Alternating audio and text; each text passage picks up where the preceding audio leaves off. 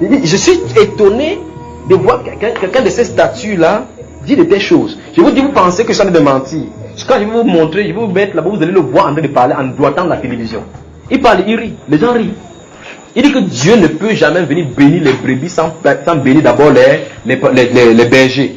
Après, il se tourne donc et dit, c'est pourquoi, si un prédicateur n'est pas riche, les membres de son armée ne peuvent pas prospérer.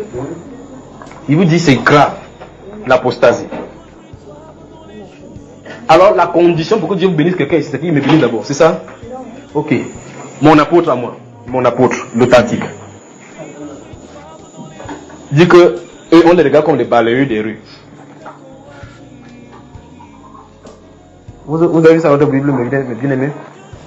Il dit que jusqu'à présent, il souffre la faim, la nudité. L'apôtre Paul, il dit jusqu'à présent, nous souffrons la faim, la nudité. Vous avez vu ça dans votre Bible? Aujourd'hui, les gens disent que non, si tu vis en faim, tu ne peux pas servir Dieu affamé. Que c'est quoi? Que c'est quel du concert? C'est pas la terre ne lui appartient pas tout. Autrement dit, le salut est conditionné par, si tu dis que tu es sauvé, prouve-moi par les choses que tu as. Les bénédictions de la croix dont les matériels font partie, c'est ce qu'il veut dire. Alors, frère, si on examine la Bible, vous allez voir que c'est toute autre chose. Un autre tableau est peint. Christ qui est crucifié, c'est pour une espérance céleste. La Bible dit, il nous a, dans ces Colossiens chapitre 1, verset 12 à 14, il nous a délivrés de la puissance des ténèbres et nous a transportés dans le royaume du Fils de son amour, en qui nous avons la rédemption par son sang. Dans la version du second, il n'y a pas par son sang, il n'y a pas son sang dans l'original. Par son sang, la rémission des péchés. Donc si l'apôtre Pierre était dans notre génération-ci, c'est le grand prédicateur, il ne veut même pas le regarder pour commencer, parce que d'abord il s'habille même bizarrement. Nous sommes d'accord là-dessus. Il marche, il a mangé le poisson, le reste de ses os sont cachés sur ses barbes. Il peut même pas se coiffer. Il faut être raffiné. Tu t'habilles en veste pour que quand tu vois quelqu'un, un homme d'affaires, pour lui parler de l'évangile, il faut qu'il voit d'abord ça sur toi. Donc l'homme d'affaires, pourquoi on prêche l'évangile, on doit d'abord voir ça sur toi. C'est grave, je vous dis. Parce que pourquoi, si les gens se calquent là-dessus, les gens que Dieu va envoyer vont rater la chose. Ils vont rater la chose. Il n'y a pas un seul verset, il n'y en a pas dans la Bible, qui incite les chrétiens à être riches sur la terre. Il n'y en a pas, ni dans l'Ancien, ni dans le Nouveau. Il n'y en a pas un seul verset qui incite les croyants à être riches sur la terre. Deuxième chose, il n'y a pas un seul verset que vous trouverez dans la Bible qui donne indirectement, ou bien même si on tord une écriture, ça donne l'expression de la gloire de Dieu sur l'homme. Sur l'homme. Non, il n'y en a pas. C'est-à-dire que quelqu'un dit que on voit la gloire de Dieu sur toi. Le but de la gloire de Dieu, ce n'est pas que ce soit visible là-bas. La gloire de Dieu, Dieu dit qu'il ne partagera pas sa gloire avec personne. Et la gloire de Dieu, ce n'est pas le matériel. La gloire de Dieu, c'est le Seigneur Jésus, mes chers amis. La gloire de Dieu, c'est le Seigneur Jésus. Vous savez ça, n'est-ce pas? Vous savez pas que la gloire de Dieu, c'est le Seigneur Jésus. Hébreux chapitre 1. Avant qu'on revienne sur les doctrines là.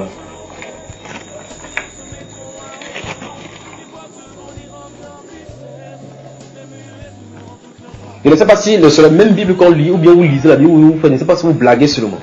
Ah, il faut qu'on voit la gloire de Dieu sur toi. Donc Jésus va venir montrer sur toi. Regardez. Chapitre 1 des Hébreux. Je vais vous montrer ça avant de continuer. D'accord? Souvenez-vous, vous devez examiner toutes ces choses-là. Ok. Après avoir autrefois, à plusieurs reprises et de plusieurs manières, parlé à nos pères par les prophètes, Dieu, dans ces derniers temps, nous a parlé par le Fils qu'il a établi héritier de toutes choses, par lequel il a aussi créé le monde.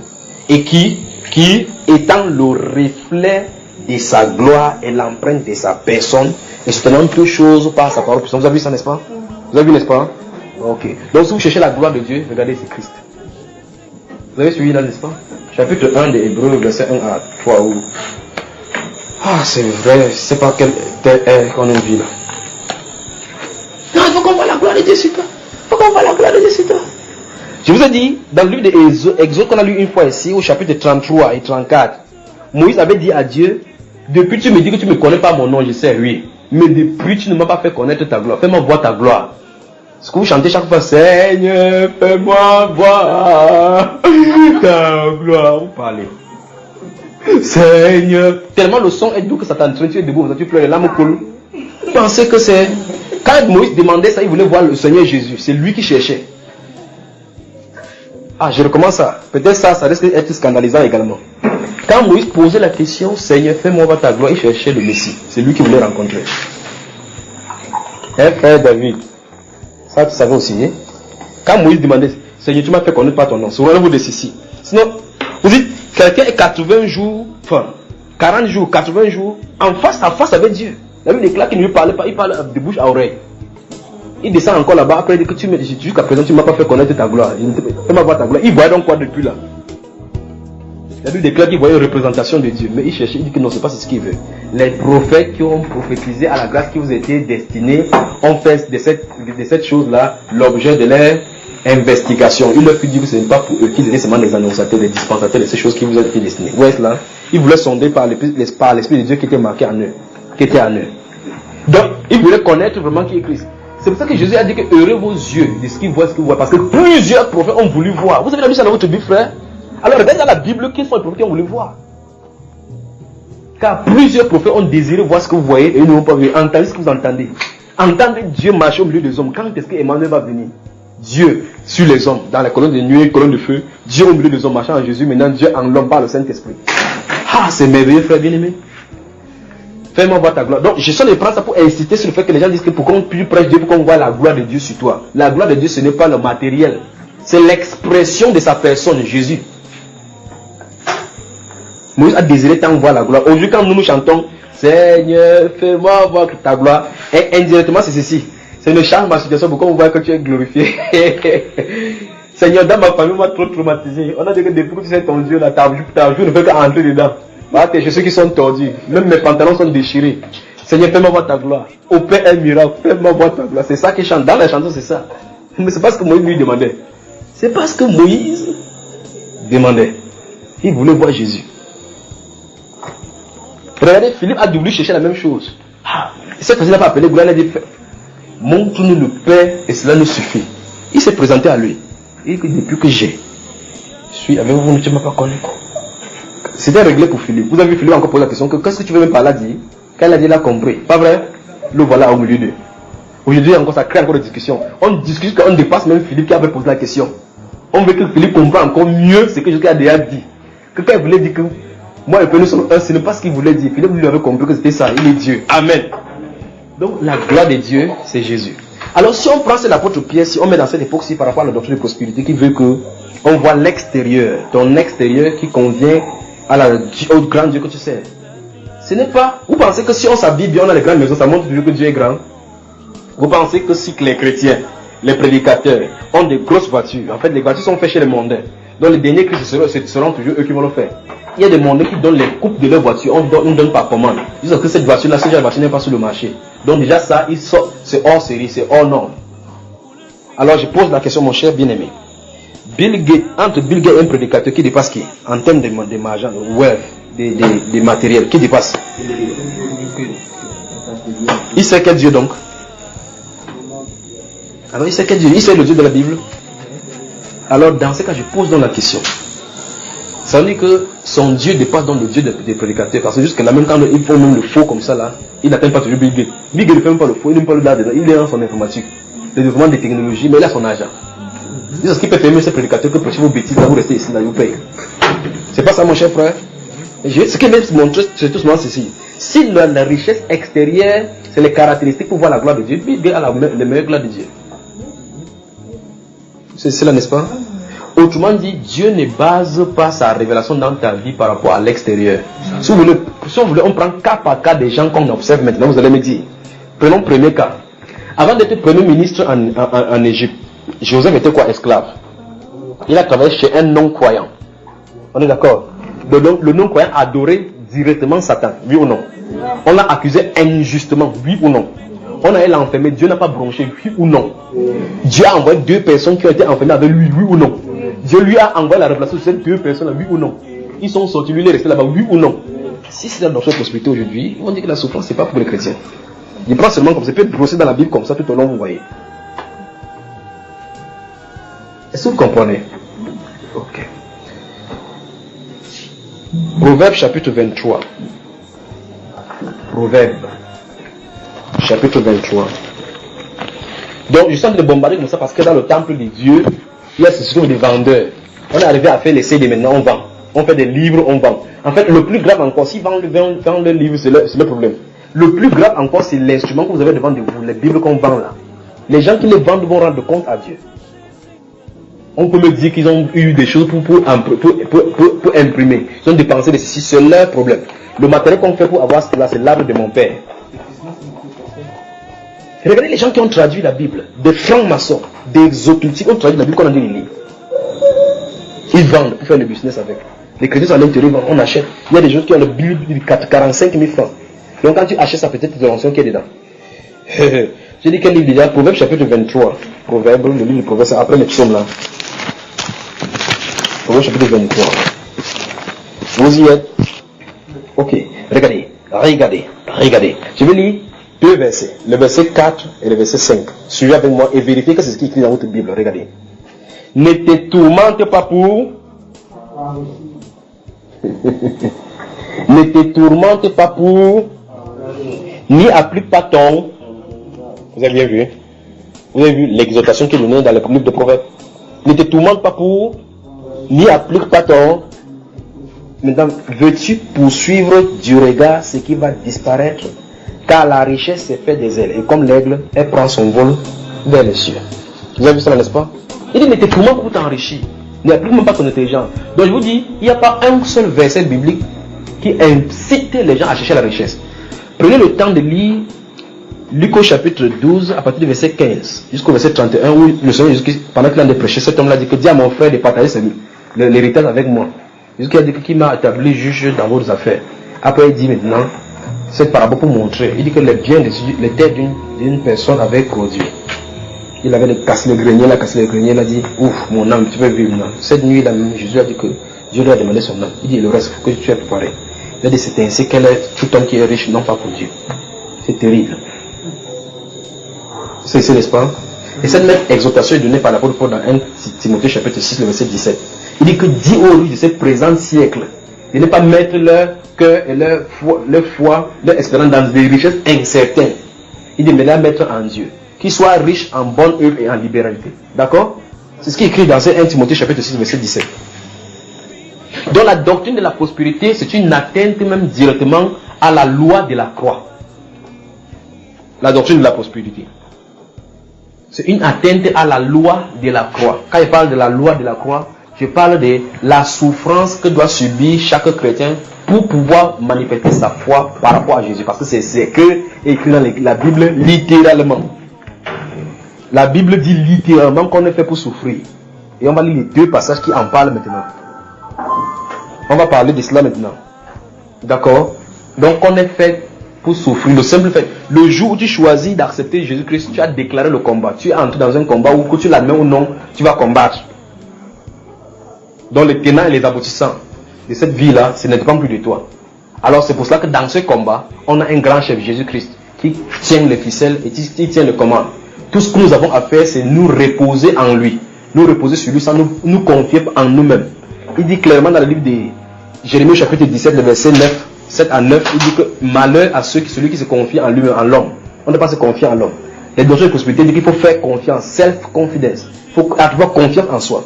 La Bible déclare que celui qui se confie a confiance à son propre cœur est un insensé. Vous entendez? Donc, alors il faut l'estime de soi. Vous allez voir très bien que cette doctrine-là tourne. Le but, en fait, c'est clair. Dans cette doctrine, on détrône Christ. On détrône la souveraineté de Dieu au profit de la volonté. On met en avant la volonté de l'homme. En fait, l'homme-Dieu est mis en avant. Et l'un des passages qu'ils utilisent pour montrer cela, c'est Jean 10 où Jésus a dit que n'est-il pas écrit dans votre écriture, j'avais dit vous êtes des dieux. Si l'écriture ne peut être anéantie, voilà un autre passage qu'il va falloir expliquer. Et je vais expliquer ce passage lorsqu'on va parler de la confession positive. Parce qu'il parle de la confession, du pouvoir de la création de l'homme comme Dieu. Alors quelqu'un va se présenter là-bas, il dit qu'il est Dieu. Et l'autre va même plus loin en disant que non, je ne suis pas un petit, je suis Dieu, littéralement. Donc, ouais, que Dieu donne un de ses attributs à l'être humain, il veut prendre tout, la place. Et il dit qu'il est Dieu comme ça, il est limité, il ne peut pas être ici en même temps là-bas, à côté. Il ne veut pas savoir ce qui se passe demain, mais il dit clairement qu'il est Dieu. Vous voyez ça? Antéchrist. Quelqu'un dit Antéchrist. 1 Timothée chapitre 6. Nous avons lu Proverbe chapitre 23, n'est-ce pas? Verset 4 à 5, là où il a dit Ne te tourmente pas à t'enrichir. Il y a tellement de choses, parce qu'on n'a pas le temps. Si il commence à prêcher, vous allez me dire que le gars, il aime trop être long. Et remarquez très bien que chaque fois qu'on a des livres, vous voyez ce que les versets disent, ce que les gens en disent, n'est-ce pas? On va toucher les versets qui disent là. 1 Timothée chapitre 6. S'il y a un autre verset qui a la force et l'autorité d'être clair dans la Bible par rapport à la doctrine de prospérité, c'est ici. Vous y êtes? Les pentecôtistes ont commencé dans la salle ici maintenant. Les gens, Louis II avec les gens John Nelson Darby et Jean-Frédéric Osteva. Ils ont déjà donné le verset. Mais si vous pouvez faire comme ça et que personne ne peut vous détenir à l'intérieur, c'est que gloire au Seigneur Jésus. Donc connaissez le verset pour votre salut. D'accord? Ok. Donc 1 Timothée chapitre 2, c'est vrai qu'on va lire le verset, mais commençons depuis le commencement. Et puis on va aller doucement, d'accord? 1 Timothée chapitre 6, nous allons prendre à partir du verset 3 jusqu'au verset 11. On va s'arrêter au verset 11. D'accord? Et lisons doucement, puisque le Saint-Esprit nous y conduit également maintenant.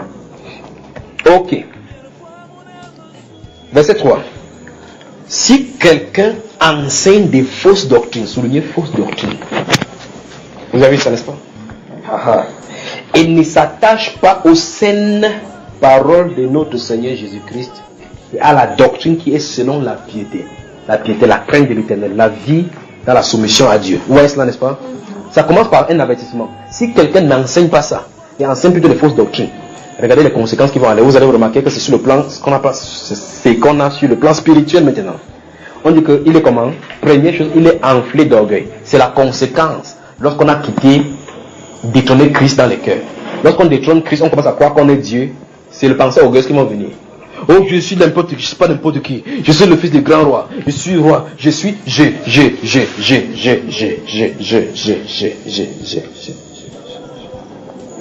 l'orgueil. On dit il est enflé d'orgueil. Il ne sait rien. Pas de nom qui va tordre les choses. Puisqu'il ne sait rien, il va se manquer, il va se tordre. Où est-ce là? Il ne sait rien. Et il a la maladie des questions oiseuses et des disputes des mots. C'est ça. On prend un mot. On commence à dire que ceci, ça veut dire ceci. On tord. Comme c'est abondance là. Comme c'est mot prospère qui se trouve dans 2 Chroniques 20, là dont on a parlé avec Créfodo là. Oh, je dis ceci bien aimé parce que c'est tel comme ça. C'est comme ça. Ça va se suivre. En Amérique, partout, ça va être très bien pour ceux qui sont sur Internet, ça va se suivre. C'est pour ça que je cite les noms, je donne les références, je donne les versets. Pour que tous ceux-là qui sont en train de suivre sachent qu'ils sont sur la voie de la perdition. Qu'on retourne à la sainte doctrine. Il dit si quelqu'un ne s'attache pas à la sainte parole, est-ce que Jésus a enseigné quelque part que les gens doivent vivre prospères? Quel exemple a-t-il donné? Ils disent Jésus-Christ est notre modèle, c'est ce que tout le monde convient. Mais quand il s'agit de cela, ce style de vie, vous pensez que si Jésus était ici, il prendrait 6 millions pour acheter un veste pour lui, à notre ère? Vous pensez que si l'apôtre Paul était ici, l'apôtre Pierre était ici, il irait au Vatican là, s'asseoir dans le temple en marbre là? Il montrait dans des voitures, ils sont dessus avec les gars du coup à côté, en courant avec les gars du coup à côté, avec les armes, prêts à tirer sur quelqu'un qui va le tirer. On a pris l'apôtre Paul, on a lapidé ce qu'on a cru. Il a seulement fait que le faut que s'il ne fait pas comme moi, on ne peut pas le laisser ici. Vous avez vu ça? On a dit 5 fois j'ai reçu de goût 40 coups moins 1. On a chicoté 39 comme ça, il a confirmé.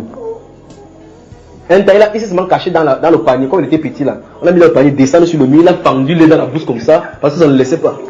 Aujourd'hui, on a les gros bras, tente seulement. Pendant que le pasteur prêche, il marche, il y a le gros bras pour le protéger. Il a même peur même de ses propres fidèles, parce que c'est qu'il est trop. Alléluia. Il a peur de ses propres fidèles. Parce que quand il est là, tu as bouffé son argent, il dit approche-toi ici, t'attends, approche-toi, t'attends. Ne vous inquiétez pas seulement. Vous dites, je vais vous montrer une vidéo d'un homme qui a fait ça. Pendant qu'il marchait là comme ça, boum. Un gars est sorti de la foule comme ça, c'est sûr. Il ne sait pas si celui-là, il avait seulement trompé sa femme, vous êtes quelque chose comme ça là. Le gars, il est évident un peu comme s'il voulait l'appuyer. Là, la gueule au pasteur, ici, là, bam. Le gars, avant qu'il entende qu'il a channelisé encore le deuxième fois, bam, il est tombé. Je vais vous montrer les vidéos. On le tape comme ça, les coups là ne sont pas mis dans son compte de la foi, jamais. C'est les persécutions pour avoir commis de mauvaises œuvres. La Bible déclare que si quelqu'un souffre comme un chrétien qui n'a même pas honte, n'est-ce pas? Mais plutôt qu'il glorifie Dieu à cause de ce nom-là, parce que c'est à cause du beau nom dont vous portez, c'est l'esprit de gloire qui est sur vous. Pas vrai? Il dit, mais que quelqu'un ne souffre pas comme étant volé, mais comme Saint-Jean dans les affaires d'autrui. Dans une étape là-bas, c'est gratuit. Ce n'est que partie remise. Vous voyez, c'est pour ça qu'ils posent des gardes du corps. Pourquoi ils ont peur? Pourquoi ils ont peur? La maison est gardée, les voitures sont gardées. Ils ont peur parce que si elle a un cœur, quelqu'un va les terroriser. Vous voyez vraiment pourquoi on fait tout pour ne pas souffrir pour Christ, non? Donc ils sont chez lui comme un avocat sortirait de la maison, il y a un garde du corps, il va au travail, son bureau, son église, quelqu'un dit son église. Oui, là-bas il y a les gardes du corps. D'autres encore, avant que tu entres dans l'église, on te scanne. Je vous le dis. D'autres ont vous savez, c'est comme suivre à l'avion, là, si tu as les métaux. Tu scannes sur là-bas. Il n'y a pas le Saint-Esprit pour dire qu'il y a quelqu'un ici qui a l'écouteur à lui. Il n'y a pas quelqu'un. Il n'y a pas quelqu'un. Vous qui êtes ici, vous vous souvenez quand on était en genre de ces garçons qui voulaient m'attaquer pendant qu'ils prêchaient. Vous vous souvenez, n'est-ce pas? Cette nuit-là, il est maintenant converti, il prêche la parole de Dieu. Amen. Il est maintenant converti, ancien catéchiste. Pendant qu'on est assis là, j'ai fini, il dépose la Bible, le Saint-Esprit me dit que celui qui est dans le fond veut t'attaquer. Mais se retournait comme ça, regardez. Il était là, il était gonflé. En fait, c'était la manifestation, c'est pas lui, c'est le démon qui était en lui. Alors, les frères, je crois qu'il y avait lui, il y avait 3 autres frères qui le tenaient. En fait, c'est quelqu'un qui s'il me donne un coup, je suis fini.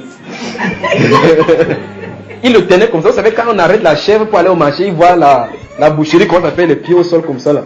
Les frères étaient signés sur lui, ils faisaient tout le monde glisser, vous allez les entraîner. Il leur ordonnait que laissez-le. Quand on a laissé, j'imagine que, toi tu étais là, n'est-ce pas? Voilà. J'imagine que les gens étaient en train de dire que frère Junior est fichu, maintenant il est fichu, maintenant il est fichu. La Bible déclare que les armes avec lesquelles nous combattons ne sont pas charnelles. Elles sont spirituelles par la vertu de Dieu. Nous renversons les forteresses. Alléluia.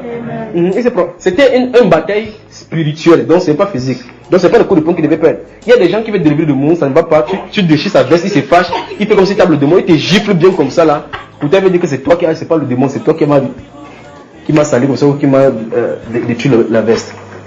Alors si tu t'approches de moi là, en fait, c'est pour ça que si vous êtes sur la conduite du Saint-Esprit, vous ferez des choses qui sont incommensurables. Quand vous vous asseyez derrière, vous savez que c'est pas vous. En fait, ça doit être le Saint-Esprit. Puisque c'est lui qui avait dit que celui-là avait t'attaqué. Quand il s'est tourné là-bas, il venait vers moi, il fonçait droit sur moi. Les gars priaient là-bas, il fonçait droit sur moi. Ça, c'est avant les dents parce que le gars là, mon pasteur est fini ici. Il fonçait comme ça. Vous savez, le taureau, quand le taureau charge quelqu'un, quand il a le tissu rouge là, il fonçait comme ça, boum. Je l'ai regardé comme ça là. Subitement, c'est sorti de cette petite lèvre-ci. Au sol! Il allait au sol, bang! Calé là-bas. Il dit, je t'enchaîne. J'ai traversé au-dessus de lui comme ça là. Il était là, il se battait pour se lever, pour pouvoir se lever. Jusqu'à ce qu'il veut dire que lève-toi maintenant, tu es libre. Il sait Dieu aujourd'hui. Il sait Dieu aujourd'hui. Alors, pourquoi on a donc les gardes du corps? Pourquoi on a les gardes du corps? Pourquoi? Je vous ai raconté l'histoire de ces marabouts là, que j'ai passé un jour ici à Makep, qu'il avait mis les choses au sol avec les serpents. Les gens qui font des trucs là pour faire. On dit qu'on prenait, c'est prendre les poudres. Je suis resté à le Saint-Esprit dit que sort. Je suis sorti à ma Bible, je ne sais pas où je partais. Il marchait comme un téléguidé. Comme ça, j'avais un carrefour, il dit que voilà, il y a un truc pour moi. Les Besguines étaient là. Comme ça, il veut là-bas. Il était baissé, le monsieur était baissé, je ne sais pas ce qu'il faisait. À l'instant, j'ai fendu la foule, il s'est retourné subitement comme ça. Il dit, tu veux dire que tu es puissant plus que qui? J'ai dit, wonderful. Qui a parlé ici qu'il est puissant? Il dit que je peux me transformer en tigre. Il dit, mais à ce rythme-là, il faut te transformer pour le parler. Le tigre ne proclame pas sa tigritude. Quand le tigre, en fait, c'est vous qui voyez National Geographic ou Planète qui dit que voici le tigre qui a attrapé. Le tigre ne dit jamais que j'ai attrapé. Il attrape seulement, tu constates seulement la robustesse et l'autre cas dévore. Pas vrai? Il est là, il dit je peux. Je dis, mais le temps que tu peux comme ça, fais. Il était déjà lié. Après son maître, vous savez, c'est là où je commence à comprendre Actes des Apôtres chapitre 16. On dit que quand l'apôtre va délivrer cette femme-là, ses maîtres sont fâchés, j'étais à l'apôtre en prison. Donc les gens qui sont là, quand ils font comme ça, ils ont les gens qui le contrôlent de côté. Ils ont seulement les guides. Donc les dépositaires de la puissance sont là. Alors son maître, quand il est venu vers moi, il a dit que grand frère, s'il te plaît, c'est quelqu'un qui est mon grand frère qui me dit grand frère. Grand frère, s'il te plaît, c'est pas mon gars, il me suis tourné vers lui, il dit c'est toi qui l'as formé, pas vrai? Tu sais que tu sais Satan, il dit que oui. Mais il me dit, mes enfants vont à l'église catholique, ils sont baptisés confirmés, c'est pas ça qu'on fait question. En plein jour. En plein jour. Je vais dire quoi? Je vais dire que si tu es serviteur de Dieu, tu ne protèges pas ta propre vie parce que Jésus a dit que celui qui voudra sauver sa vie la perdra. Mais celui qui la perdra à cause de moi la gardera. Pourquoi donc vais-je me protéger? Ok, tu vas te protéger jusqu'où? Si un missile, vous savez, en Israël, il y a des missiles balistiques où les Palestiniens lancent chaque fois, ça tombe partout. Il y a des anti-radars, les radars, les anti-chars, les anti-missiles qui détectent 15 minutes avant le missile qui se frappe sur le pays. Donc, la seule chose, parce que quand on ne sait pas là où ça va frapper, ça fait seulement pip, ça donne seulement le signal. Donc, ça donne autant, quelqu'un, quand ça donne le signal, pip, tu as 15 minutes pour te mettre à l'abri. Donc, le missile sort, quand quelqu'un lance le missile, voici la Palestine, là-bas, voici Israël. Quand il lance le missile, l'alarme d'Israël déclenche. Parce que ça détecte qu'il y a une alarme, qu'il y a un truc qui a été lancé. Mais on ne connaît pas où ça doit se passer. Supposons qu'un prédicateur avec son gars de corps, ça va ne frapper que sur lui. Il va faire quoi? C'est pour dire que le danger est partout. Tant qu'on est sur cette terre, il faut qu'on se repose seulement dans le Seigneur Jésus. On lui fait confiance. Il dit, je connais la voie que tu dois choisir. Je te montre la voie que tu dois choisir. D'accord? On doit lui faire confiance. La doctrine de prospérité détrône Christ au détriment de l'homme. C'est l'homme Dieu qui est présenté et Dieu Christ, il est enlevé. Quand ils veulent parler, ils vont glisser de temps en temps seulement sur Jésus, sur Christ. Quand ils veulent prendre leur principe avec eux, pour voir, parce qu'ils savent que si Christ n'est pas là ou Jésus n'est pas là, c'est grossière. C'est cela, n'est-ce pas? Et par la suite, ça va présenter l'antichrist. Pourquoi on a le regard du corps? Il dit, les regards du corps, vous savez que les gars du corps ont les armes, non? Donc, tant que tu les tires sur notre remplaçant de pierre, tu vas voir ce que tu cherches ici dehors. Les apôtres de Pierre, on a chicoté comme ça jusqu'à les mettre en prison. Il n'y avait personne pour les défendre. Aujourd'hui, ceux-ci, on peut pas les mettre en prison, plutôt c'est eux qui mettent les gens en prison. Les nouvelles pierres de maintenant, les nouveaux apôtres, c'est eux qui mettent les gens en prison. Tu parles contre eux, on est poussé pour diffamation. Que tu dois prouver que ce que tu as dit comme ça là. Les apôtres, quand ils prêchaient, on leur dit que vous prêchez les hérésies. On les a condamnés encore. Le monde est allé à l'envers. Quelqu'un dit la grande apostasie. On peut continuer. Donc il dit ici que si quelqu'un n'enseigne pas la saine doctrine, la doctrine du Seigneur Jésus, ne demeure pas dans la sainte parole, il enseigne les fausses doctrines. On dit qu'il est. La première chose c'est que le caractère, c'est que c'est parce qu'il est orgueilleux. Et la Bible déclare dans 1 Pierre chapitre 5, le verset 6 que Dieu résiste aux orgueilleux. Dieu résiste aux orgueilleux, mais il fait grâce aux humbles. Amen.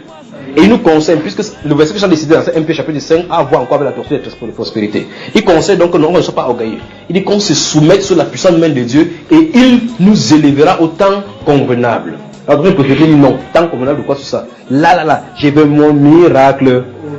À haute voix, je veux mon miracle. Aujourd'hui. Il dit que j'avais même pas de temps convenable sur ça, mon ami. C'est maintenant. Mon miracle aujourd'hui. Après, on cite curieusement. Seigneur, je me souviens des bâtiments qui étaient sans espoir, mais tu pensais à lui. Mais un jour, tu passais par là. Pour Jabatimé, il n'a pas été seulement aveugle là. Il non seulement été aveugle, il était pauvre, il commandait de la nourriture et de l'argent. Un jour, Jésus est passé par là. Donc, la personne ne peut pas prendre cet exemple justement pour dire que j'attends aussi un jour que tu te manifestes. Mais lui dit jamais. Pour Batimé, pour moi, c'est aujourd'hui. C'est la musique qu'on chante des nouvelles âges. Doctrine de prospérité. Alléluia. Tu comprends ma soeur? Voilà. Seigneur, je me souviens de Sarah. Vous savez, ouais, regardez, Daniel, il était dans la fosse de lion. De Sarah. Quand Sarah c'est 90 ans là. Quel est l'enfant? Elle est l'enfant, elle veut son enfant aujourd'hui. Elle part un peu ses amis, dit que c'est mon enfant est là, grand, toi tu attends quoi? Elle rentre à la maison, ça devient son évangile. Seigneur, les gars, comment me dit? Elle m'envoie ta gloire, c'est mon enfant. C'est pas pour ça. Dieu veut qu'on te brise comme ça pour que tu saches maintenant regarder, ne pas regarder à ce que l'homme pense de toi, mais ce que Dieu pense. Jusqu'à ce qu'on atteigne cet état-là, où quand quelqu'un dit quelque chose de toi, tu dis c'est parce que mon Seigneur a dit de moi. Ça règle le problème. C'est ça, n'est-ce pas? Voici, la Bible déclare que toute chose concourt au bien de ceux qui aiment Dieu. Alors, dans toute prospérité, ne peut pas accepter ce genre de versets comme ça. Il faut qu'il dise que le tout là, c'est-à-dire tous les biens. Que tous les biens. Et l'une des choses pernicieuses, je ne sais pas si les gens sont conscients de ces choses dans le monde entier, mais si quelqu'un n'en est pas conscient, qu'il en prenne conscience aujourd'hui.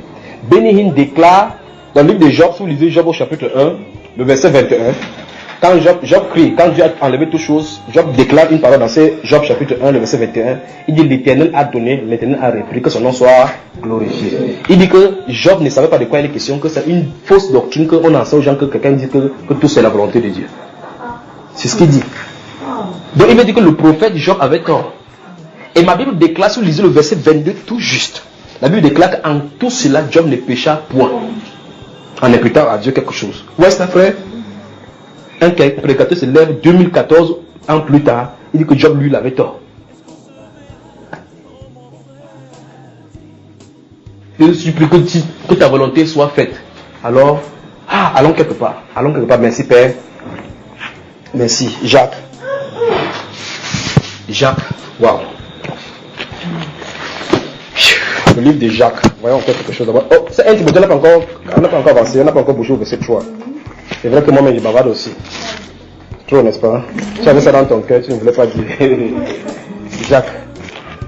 J'essaie au maximum, mais bien aimé, s'il parle, je ne suis pas un prédicateur conventionnel qui ne veut pas la parole d'ici et avancer. Non. Il faut que j'essaie d'aller, suivant que le Saint-Esprit conduit, pour qu'on puisse sonder toutes les choses, pour que vous voyez la chose établie.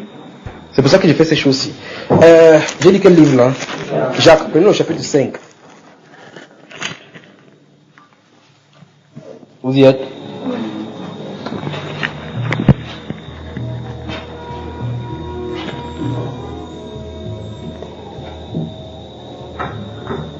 Vous y êtes? Lisons à partir du verset 7 là. Il y a les dabis ici. Regardez.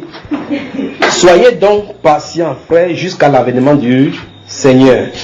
Voici le laboureur attend le précieux fruit de la terre, prenant patience à son égard, jusqu'à ce qu'il ait reçu les pluies de la première et de l'arrière-saison. Vous aussi, soyez patients, affermissez vos cœurs, car l'avènement du Seigneur est proche. Ne vous plaignez pas les uns les autres, frères, afin que vous ne soyez pas jugés. Voici le juge est à la porte. Prenez mes frères, regardez bien, c'est le Nouveau Testament là. Prenez mes frères pour modèle de prospérité. Prenez mes frères pour modèle de prospérité, les Benny Hinn et l'église d'Amérique. Voilà. Voilà le verset de Bible pour eux. Pas vrai, ma soeur? Tu as vu ça? Donc, le verset 10 dit qu'on prend pour modèle les doctrines de prospérité. Vous avez vu ça? C'est écrit dans votre Bible? C'est écrit quoi, mes frères bien-aimés? Donc les chrétiens ont un modèle de souffrance. Et il indique clairement les gens de souffrance dont on va passer. Il dit, prenez mes frères pour modèle de souffrance et de patience les prophètes qui ont parlé au nom du Seigneur. Vous avez vu ça? Donc la Bible nous indique clairement aux chrétiens de se diriger par rapport à la vie des gens qui ont parlé de la part du Seigneur. Il faut qu'on dirige là. Après il dit verset 10, 11, voici nous disons bienheureux ceux qui ont quoi? Ont souffert patiemment. Donc le chrétien, on me dit, le chrétien souffre, mais il demeure dans la souffrance en étant patient pour que Dieu accomplisse son œuvre en lui. Oh, c'est merveilleux. Doctrine de prospérité, où es-tu? Oh, la souffrance, si vous souffrez, si c'est vous qui avez voulu. Christ nous a amené à un standard de vie élevé. Vous parlez de la Bible. Alors, ce genre de groupe, c'est à qui il parle? Il a dit frère. Vous avez remarqué? Il dit ici, voici nous disons bien heureux ceux qui ont souffert patiemment. Vous avez entendu, et pour indiquer clairement de quoi il est question, comme Béni dit que Job avait tort là. Le Nouveau Testament indique, Job, regardez, vous avez entendu parler de la patience de Job. Vous avez vu ça? Il nous indique directement sur Job. En fait, si nous prenons le cas que le Saint-Esprit nous indique, il vous dit ceci. Quelqu'un peut être sur la terre et ne faire absolument rien. Dieu décide que quelque chose entre en action pour exercer sa foi. Point. Puisqu'on en parlait de Job là. Job n'avait rien fait qui méritait tout ce qu'il a eu. Est-ce que vous comprenez? Et vous allez remarquer maintenant que ces prédicateurs, quand je vais les mettre ici, vous allez voir que leur vie est une vie sale. D'autres sont accusés de pédophilie, d'autres d'adultère, d'autres de divorce. Pourquoi? Parce qu'ils ont quitté le plan de Dieu. Remarquez l'histoire du réveil, que ce soit dans la Bible, prenez l'histoire du réveil dans l'Ancien Testament et le Nouveau Testament et regardez comment les familles des serviteurs de Dieu étaient préservées. Quand il parle de familles préservées, il parle en termes d'impureté, pas en termes de persécution. La persécution c'est normal. Regardez, aujourd'hui c'est le pain quotidien des gens de cette doctrine là-bas, c'est le divorce par-ci, divorce par-là. Il consacre sa femme pasteur, ça ne va pas dans le ministère, sa femme divorce, il va construire son propre ministère. Chacun donne sa part. L'une vient jusqu'à ce qu'elle dise qu'elle était lesbienne. Elle tend dans le ministère. Et ça ne dérange personne. La Bible déclare que prenez pour modèle la patience de Job. Pourquoi Job a été patient? Dans l'affliction, il n'a pas ouvert la bouche pour maudire Dieu. Mais aujourd'hui, c'est que Seigneur, je chasse l'esprit de Satan qui détruit mes touches. Je brise ses dents. Tu brises comme ça les dents de Dieu sur ton truc. C'est Dieu que tu as de briser comme ça. Tu brises Dieu au nom de Jésus-Christ. Pourtant, c'est Dieu qui est à l'œuvre. Vous voyez cela, n'est-ce pas? Ok. Regardez, on va encore voir quelque chose. Prenons au chapitre 4. Rentrons au chapitre 4. On va lire 3 passages dans le livre de Job, de Jacques avant de rentrer. Parce que toutes ces choses-là, ce sont des choses qui montrent directement que la doctrine de prospérité n'a pas de place dans la Bible. D'abord, l'autre qui montre clairement qu'on peut souffrir. On a prêché ici plusieurs fois sur la souffrance des chrétiens. On a pris par exemple Philippiens chapitre 1, le verset 27 à 30, où qui dit que le rendre grâce à Jésus-Christ qui vous a donné, non seulement qui vous a accordé la grâce, non seulement de croire en lui, mais aussi de souffrir pour lui. Vous voyez ça, n'est-ce pas? Ok. Donc, vous allez remarquer très bien que la souffrance a un but dans la vie des chrétiens. Et sans souffrance, il n'y a pas de couronnement. Que vous l'admettez ou non. On ne croit pas toujours à Jésus comme certains disent que non. Je vais donner ma vie à Jésus maintenant, mieux il m'enlève directement, je meurs. C'est pas comme ça. Il dit clairement dans la Bible que l'athlète ne peut pas être couronné s'il n'a pas couru selon les règles. Il y a les règles, dis à quelqu'un qui a les règles de la course dans la foi. C'est des règles prônes sur toute autre chose. L'une des règles c'est combat le bon combat de la foi.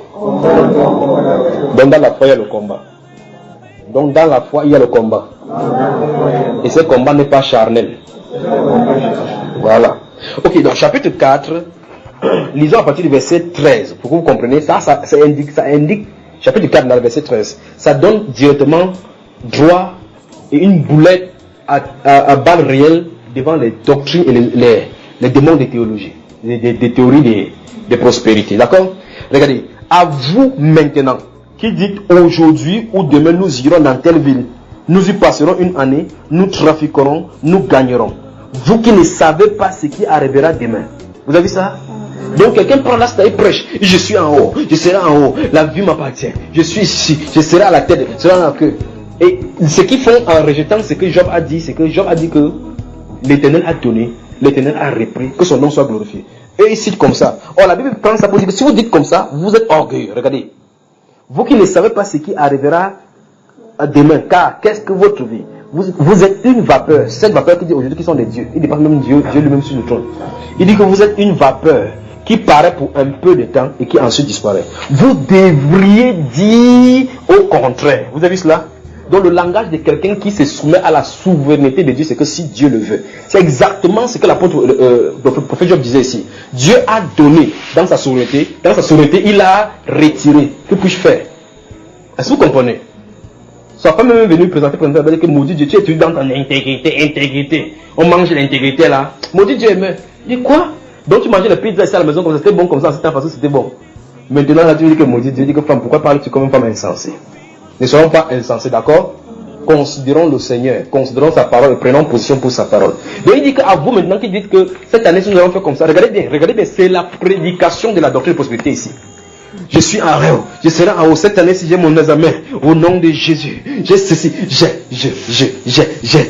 vais m'amasser, je vais ceci, je vais réussir, je serai la tête et non la queue. Dieu n'a jamais dit que tu seras la tête et non la queue. Souvenez-vous, je vous dis ça à chaque fois. Dieu a dit que si tu obéis à ma voix, si tu écoutes ma voix, si tu marches d'après mes commandements, je ferai de toi la tête et non la queue. C'est Dieu qui a promis qu'il va le faire. Mais aujourd'hui on a dit que non. Pour vous montrer clairement que leur confession montre qu'ils ont pris la place de Dieu. Il dit je serai la tête et non la queue. C'est exactement ce que Lucifer disait dans Éphésiens, Ésaïe chapitre 14 verset 12 là. T'es voilà tombé du ciel, astre brillant, fils de l'aurore, toi le vainqueur de la nation. Tu disais en ton cœur, je serai semblable, je monterai. Voilà, les docteurs de prospérité sont venus dire que je serai riche, je ne serai pas en haut. La pauvreté est passée, pauvreté quitte. Dis à quelqu'un à côté de toi, si quelqu'un est pauvre, tu jettes ça sur lui. Pour prendre la pauvreté. La pauvreté n'est plus pour moi. Pauvreté, il sort la pauvreté dans sa porte. Il sort comme ça, la pauvreté est dans ses portes. Or, je vous ai dit tout à l'heure par rapport au principe du marketing, ils ciblent leurs potentiels clients. Ils ne peuvent pas venir en Afrique comme ça, aller par exemple dans les coins retirés, jamais. Ils ne peuvent pas aller en Inde, à Calcutta, où les gens marchent dans les ordures pour aller prêcher l'évangile. Parce qu'ils savent que s'ils prêchent comme ça, ils disent que dans les offres, ils vont prendre les ordures données. Ils viennent dans les villes, ils viennent dans les stades. Ils coptent les gens qui sont dans différentes dénominations, qui peuvent faire de la publicité. On fait de la publicité. Maurice Cyril vient au Cameroun, il vient déclencher les bénédictions. Donc Dieu peut déranger besoin du Cameroun, pas Maurice Cyril en Amérique pour qu'il vienne dire que le Cameroun, les bénédictions sont sur toi. Dieu a mieux à faire que cela. Alléluia. Alors on met ces affiches partout. Invitez que non, c'est interdénominationnel. Faites attention à ce mot. Interdénominationnel. C'est exactement ce qui s'est passé dans la plaine de Moab. Quand le prophète Balaam est venu convaincre Israël que nous servons le même Dieu, pour vous marier, pour vous associer là-bas, il n'y a pas de problème. Les gens sont tombés ces jours-là à cause de l'exterminateur. D'accord, faites attention. Si quelqu'un ne s'attache pas à la saine doctrine telle que donnée par la Bible, n'ayez pas de part avec lui. C'est ce que l'apôtre Paul a dit. Il a dit clairement, dans ces Romains chapitre 16, le verset 14, verset 16 et 17, il dit que éloignez-vous de toute personne qui cause préjudice au l'enseignement que vous avez reçu. Éloignez-vous de lui. Sachant que de telle personne est pervertie, il n'a pour intérêt pour servir son ventre. Romains chapitre 16, verset 16 et 17. Il dit n'ayez pas de part avec lui. Est-ce que c'est ici?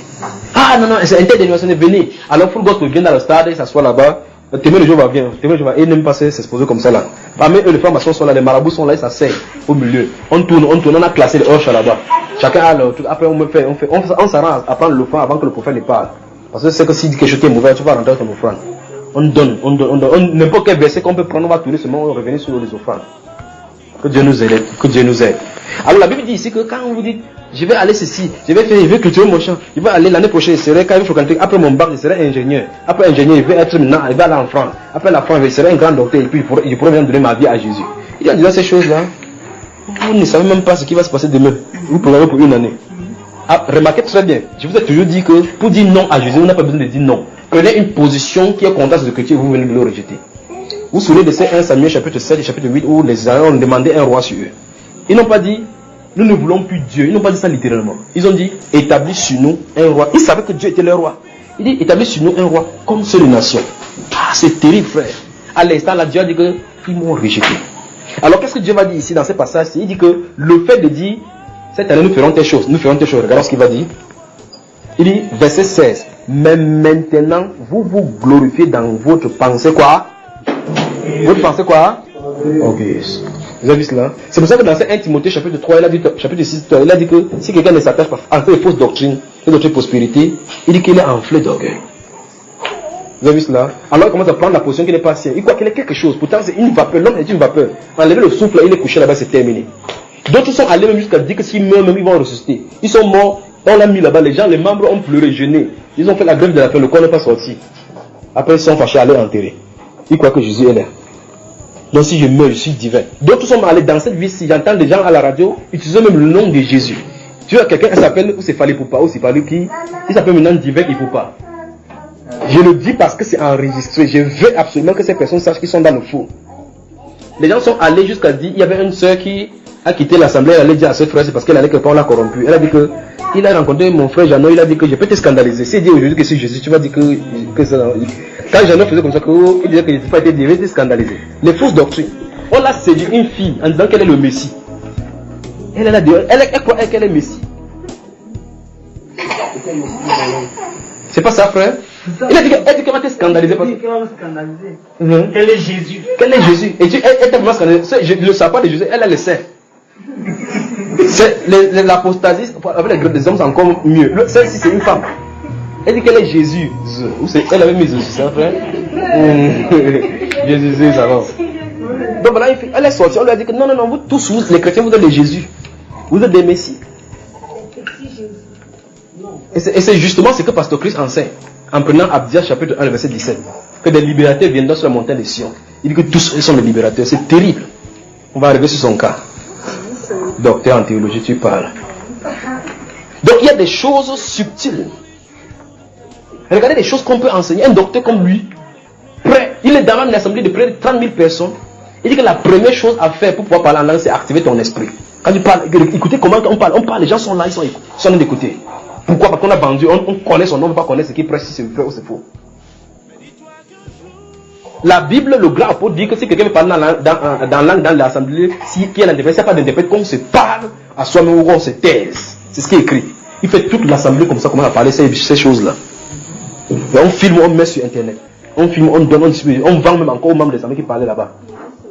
Il donne l'argent, il a les jets privés. Ça ne fait rien à personne. Tu veux parler, on dit que non, tu es jaloux le pasteur Christ. En changeant les cheveux, ses doigts, l'autre partie est rouge, l'autre est noir. Le maquillage. Il a rejeté Dieu qui l'a créé.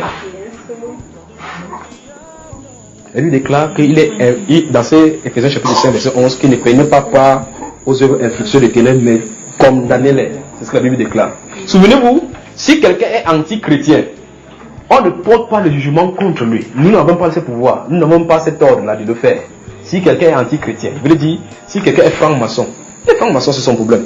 À l'instant où quelqu'un aborde le nom de mon Seigneur, je suis libre de lui parler avec autorité. Parce que c'est le chrétien qui lui donne cette autorité. Il a dit, ceux du dehors, ne les jugez pas, Dieu les juge. Frappez le méchant au milieu de vous. Donc si quelqu'un dit que je suis chrétien, alors tu es obligé de marcher. Parce que la Bible déclare que 1 Pierre chapitre 5, le verset 8 à 10, quand nous prions aussi chaque fois, on dit que les mêmes souffrances sont imposées à vos frères dans le monde. Donc quand j'ai prié pour un frère que je ne connais pas en France ou bien n'importe où, nous prions pour eux ici. De la même façon, si quelqu'un dégaine quelque part, il boutonne l'évangile, il veut bombarder aussi par lui. C'est comme ça. Donc qu'il soit n'importe où, qu'il le connaît, qu'il ne connaît pas, s'il dit qu'il est chrétien et qu'il marche en dérèglement, je dois prêcher contre cela. C'est ça, n'est-ce pas? Voilà, parce que la Bible déclare que les mêmes souffrances sont imposées à vos frères dans le monde entier. Donc on prie comme ça. Alléluia. Vous vous souvenez dans ces Philippiens, Éphésiens chapitre 4, chapitre 6, le verset 18, que prier pour tous les saints. D'accord? On prie pour eux. Mais s'il faut bombarder l'évangile, on bombarde. On dit qu'il y a des gens, des vins discours dont il faut fermer la bouche. Comment quelqu'un, un docteur comme ça, PhD, se met à l'antenne, il fait des bêtises. Il dit, en parlant à l'âme, pour faire quoi? Il dit, plus tu actives ton esprit, plus tu montes dans les domaines spirituels. C'est quel verset biblique? Il y a un verset biblique comme ça. Alors voilà pourquoi vous allez voir comment on commence à enseigner aux gens à parler en langue. On dit que ta bouche parle pas la foi. Vous avez vu des versets comme ça dans la Bible, des docteurs le font. En blanc, symbole de la pureté. Il sort comme ça, encore atmosphère des miracles. On met les musiques, le piano peut tuer quelqu'un là-bas. Et quelqu'un tombe avant qu'on le pousse même. Pourquoi? Et les vraies personnes de la psychanalyse, les gens qui font la psychose, la psychanalyse dans le monde savent que c'est de l'hypnose. Tout le monde sait parce que c'est le technique. Il y a un psychanalyste, un psychiatre qu'on a déposé, un psychologue qu'on a déposé l'une des vidéos de Benny, il a vu, il a dit waouh! S'il y a quelqu'un qui a une technique, connaît la technique de l'hypnose, c'est lui. Et on a montré aussi ça à Benny pour montrer ce qu'un psychanalyste a dit. Il n'a pas dit quoi que ce soit que c'est faux, que c'est vrai, laissez tranquille. Parce qu'il se connaît qu'on a découvert son touche. Et c'est ça que les gens suivent. Ils font une campagne d'évangélisation, ils arrangent avec les gens pour que les gens viennent dire qu'ils ont été guéris. Dans la foule derrière, ils placent les gens, les paralytiques, ils ne peuvent pas marcher. On dit, mon cher ami, tu ne peux pas permettre d'aller sur le podium. Viens pour une prière, Dieu va te guérir. Ils font comme ça, telle personne a été guérie. Et on l'interroge dans la foule, il dit qu'il n'a jamais dit que quelqu'un est guéri. Et il y a des témoignages pour dire clairement qu'il est guéri. Alors que celui qui déclare, il dit que non, ce sont les gens qui viennent vraiment pour dire qu'ils ont été guéris. Que Dieu les a touchés. Bien aimé, il faut qu'on examine les doctrines. Pourquoi on a cité ces choses? C'est parce que nous sommes en train d'arriver au paroxysme même de l'apostasie. Alors il faut qu'on indique clair d'où les sources viennent. On ne peut pas dire qu'il va éteindre le feu sans dire qui était la cause du feu qu'on a mis ici.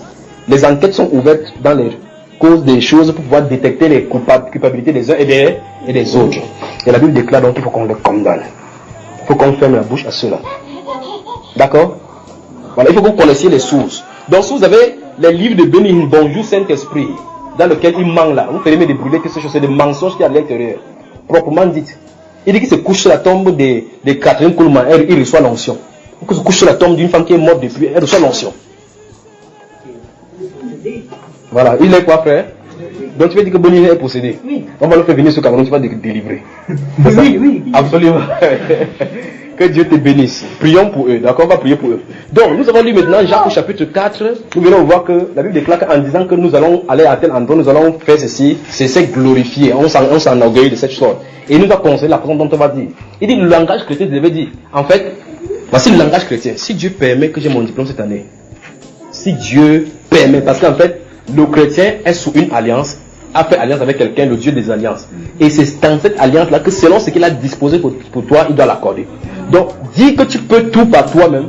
Remarquez très bien, tu es en train de dire clairement que tu peux fonctionner en certains endroits sans l'ordre de Dieu, hors de la souveraineté de Dieu.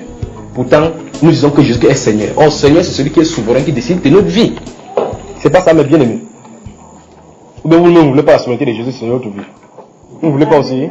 Vous voulez seulement la doctrine de prospérité, venez avec les vestes frères.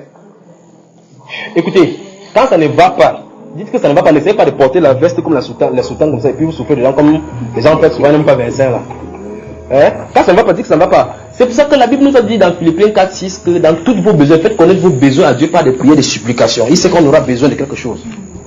La doctrine de prospérité dit que non, on n'a pas besoin. Vous ne devez pas manquer quelque chose. Vous manquez quoi sur ça?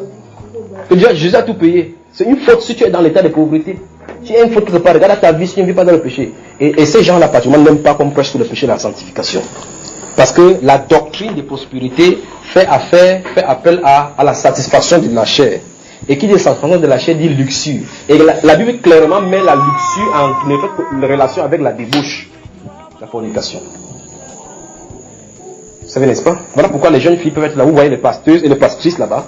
La faute d'abord, c'est qu'elles sont d'abord pasteuses, pour commencer. Elles portent les mini-jupes. Et la fille Mary Quinn, la Britannique qui a créé les mini-jupes, dit clairement que le but pour lequel elle a créé les mini-jupes, c'est pour que les hommes font de sexe. C'est ce qu'elle a déclaré dans les interviews. On a dit que, mais pourquoi tu fais cela? Elle dit que les pensées avant, c'est qu'on pensait que le sexe était seulement dans l'obscurité. Donc elle a fait ça pour que les gens soient à même de faire le sexe rapidement. Elle dit qu'il y a des femmes qui ne veulent pas attendre que la nuit arrive. C'est pour cela que c'est la signification de la jupe. La mini-jupe. Donc, à quel point de mini-jupe, il a dit que je veux que vous fassiez le sexe à tout vendre avec moi. D'après sa créatrice. Elle s'appelle Mary Quinn. C'est une Britannique. Alléluia. Voilà. Et pour cela, elle a des designs comme ça. Elle a eu des prix pour cela. Pour avoir fait le mini-jupe. Vous montrez bien les cuisses des femmes. Continuons. L'autre passage de Jacques, dans Jacques chapitre 1.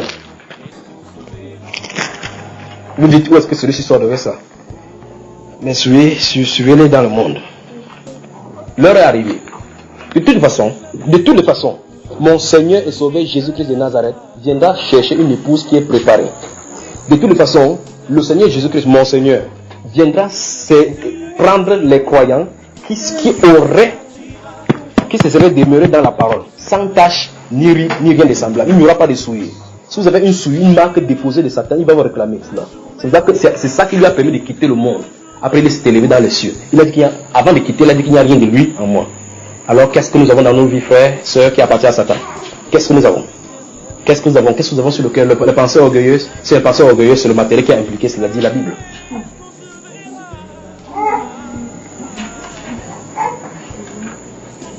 Quand on dit en tous vos besoins, faites connaître vos besoins à Dieu par des prières et des supplications. Prenez un enfant, par exemple, qui vient dire à papa que papa, pardon, j'ai besoin de l'argent pour mettre dans cette glace. Vous savez, il y a des glaces qu'on met l'argent, la pièce d'argent, on peut croquer, la glace sort. L'enfant vient, il dit, papa, j'ai besoin d'argent pour prendre cette glace-là. Quand l'enfant vient demander, une chose est présente, l'enfant a besoin. Deuxième chose, c'est que tu as en ta possession ce que l'enfant veut. L'enfant est venu demander.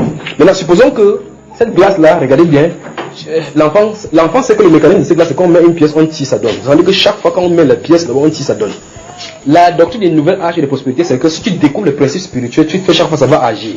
Or, maintenant, voici ce que Dieu lui dit. Il faut demander pour qu'il te donne selon sa volonté. Alors, si cet enfant a le plus d'argent, il n'a pas besoin de son père. Si cet enfant a le plus d'argent, il n'a pas besoin de son père parce qu'il connaît le mécanisme. Il part là-bas, il met ici. Chaque fois qu'il va mettre la pièce correspondante, la glace va sortir. Pas vrai? Il n'a pas besoin de son père. Mais maintenant, comme il connaît le mécanisme et qu'il n'a pas ce qu'il demande, que le mécanisme demande, il faut qu'il se tourne vers son père. C'est ainsi que le chrétien doit faire, se tourner vers son père. Et maintenant, lorsque l'enfant demande, le père peut lui donner par grâce. C'est-à-dire que même hier tu as été petit, tu n'as pas passé ton examen, je te donne. C'est comme ça que Dieu agit. Dieu donc agit dans notre vie selon sa propre convenance. S'il voit que c'est bien pour nous donner, il va nous donner. S'il veut que ce n'est pas bien, il ne nous donne pas. Ça ne veut pas dire que quand tu vas prier autrement, il va te donner. Jamais. Il ne va pas donner n'importe quoi pour satisfaire notre combattu. Il nous donne toutes choses bonnes en son temps. Il nous donne selon sa volonté. Et c'est ce que les doctrines New Age et les pensées positives réunissent. Donc, si tu crois à cette doctrine, tu as régné la souveraineté de Dieu et par conséquent la domination de Dieu dans ta vie.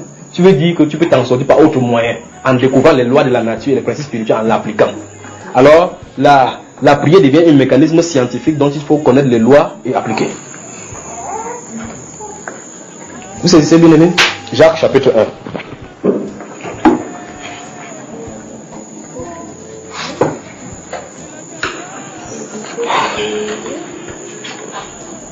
Vous y êtes. Il vient à partir du verset 9 là.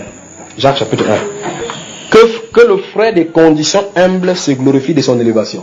Ça c'est terrible là, frère. C'est la même chose qui est dans votre livre, mais c'est pas la même chose. On dit que le frère qui est des conditions humbles se glorifie de son élévation. Donc vous voyez très bien que si on vient avec la doctrine de prospérité, vous commencez à comprendre que c'est que les gens de doctrine de prospérité rabaissent, Dieu lui a donné d'élever. C'est que Dieu lui il élève et ils sont des rabaissés. Ici on dit que les gens de conditions humbles, vous avez remarqué très bien de qui on a parlé de humble, la condition humble. Dieu a choisi les pauvres aux yeux du monde pour qu'ils soient riches dans la foi. Dit Jacques, n'est-ce pas? Les gens, si eux disent que si tu es pauvre, c'est que c'est une faute, c'est une malédiction. Parce que le péché, c'est une malédiction. Or, ma Bible me fait comprendre dans le livre des psaumes et un proverbe que celui qui insulte un pauvre déjà outrage celui qui l'a fait. Donc, le simple fait de dire que quelqu'un qui est faute, c'est la malédiction, on a dit que Dieu l'a maudit. Et par conséquent, il est coupable devant Dieu. Vous avez lu ça dans votre Bible, non? Ok. La Bible dit ici que le frère des conditions humbles se glorifie de son élévation. Autrement dit, regardez bien. En fait, pour montrer, vous allez remarquer que ce qu'on va dire par rapport au verset suivant va vous montrer de qui on parle comme frère des conditions humbles, d'accord? Lisons le verset suivant et on va voir le contraire de ça en haut. Que le riche au contraire, vous avez vu ça? Vous avez vu le mot? Le riche au contraire, par rapport, le riche est le contraire du frère aux conditions humbles. Donc on avait parlé de qui? Le pauvre. Que le riche au contraire se glorifie de son humiliation, car il passera. Voilà donc les gens de doctrine possibilité veulent que tu sois riche aussi pour être dans ces conditions. Quelqu'un dit Dieu fait toutes choses bonnes en son temps. S'il veut me bénir, que son nom soit glorifié. S'il veut me priver des biens physiques, que son nom soit glorifié. Alléluia. Ok. Regardez. On va aller au verset 12 pour que vous voyez. De tels versets, de tels passages, c'est ce que les gens de doctrine prospérité, au fur et à mesure que le Seigneur va passer, va arriver, vont déchirer tel verset. Regardez le verset 12. Heureux l'homme qui supporte patiemment, car après avoir été éprouvé, il recevra là que le Seigneur a promis à ceux qui Que personne, lorsqu'il est tenté, ne dise c'est Dieu qui met, car Dieu ne peut être tenté par le mal et il est tenté lui-même. Mais chacun est tenté quand il est attiré et amorcé par sa propre. Regardez ceci, parce que regardez la propre conversion dans la chair, parce que quand on va lire 1 Timothée 6, là vous allez comprendre encore ça, d'accord? Ok. Puis la convoitise, lorsqu'elle a conçu enfant, et le péché étant consommé produit, ne vous y trompez pas, mes bien-aimés. Toute grâce excellente et tout don parfait descend d'en haut du Père de lumière, chez qui il n'y a ni changement, ni ombre de la lumière. Ok, allons ça ici. Regardez, verset 21. C'est pourquoi, rejetant toute souillure et tout excès de malice, recevez avec douceur la parole qui a été plantée en vous et qui peut sauver vos âmes. Mettez en pratique la parole, ne vous bornez pas à l'écouter en vous trompant vous-même par des faux raisonnements. Vous y êtes? Vous y êtes? Allons au chapitre 2.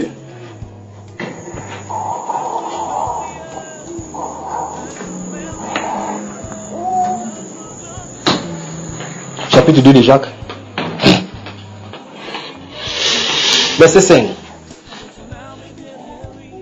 Écoutez mes frères bien-aimés. Dieu n'a-t-il pas choisi les pauvres aux yeux du monde pour qu'ils soient riches en la foi et héritiers du royaume qu'il a promis à ceux qu'il aime? Et parallèlement à ceci, Jésus lui il avait dit dans la Bible qu'il sera difficile aux hommes qui ont des richesses d'entrer dans le royaume. Pas vrai? Maintenant, quand on dit comme ça, quelqu'un peut dire, les gens de doctrine comme ils savent tordre, ils peuvent dire, on n'a pas dit ici le pauvre matériel. Regardez bien, on dit, Dieu n'a-t-il pas choisi les pauvres aux yeux du monde pour qu'ils soient riches en la foi? Regardez bien, pour montrer qu'il a des pauvres, parler de pauvreté au sens matériel, le verset suivant le répond, il dit, et vous avilissez le pauvre. Ne sont-ce pas les riches qui vous oppriment et qui vous traînent devant les tribunaux? Où est-ce là, n'est-ce pas? Ne sont-ce pas eux qui outragent le beau nom que vous portez?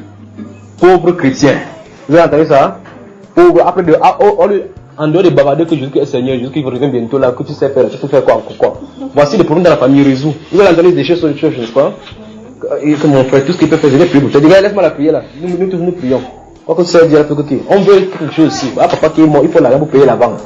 Alors là, maintenant, le chrétien, lui, n'a pas ça. Il dit qu'on nous traite le beau nom que vous portez.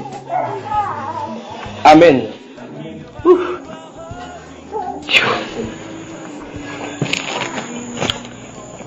Rentrons au chapitre 1.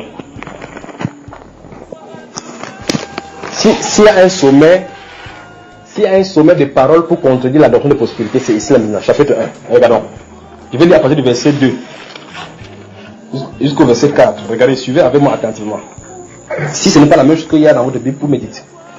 Mes frères, regardez comme un sujet de joie complète les diverses épreuves auxquelles vous pouvez être exposés. Vous avez vu ce qu'on a dit aux chrétiens? Vous avez vu ça? On n'a pas dit que chrétiens. Remarquez parce que c'est le même verset, c'est moi l'utiliser pour les doctrines des confessions de foi. On n'a pas dit que si tu es dans les problèmes, que tu proclames la parole pour que ça quitte. On a dit que si tu es dans ces problèmes-là, les diverses épreuves là, on dit que regarde ça comme un sujet de joie.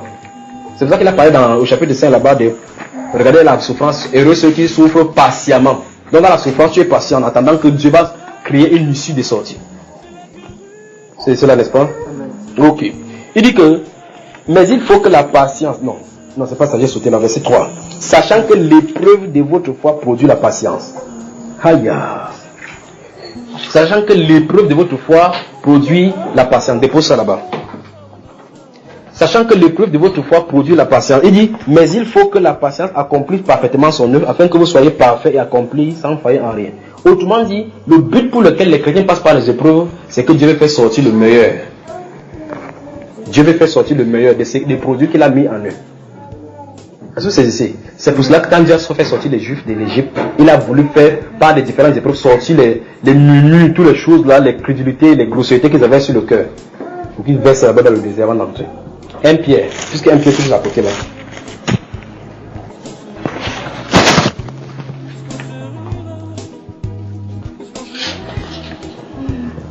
Un Pierre, vous y êtes?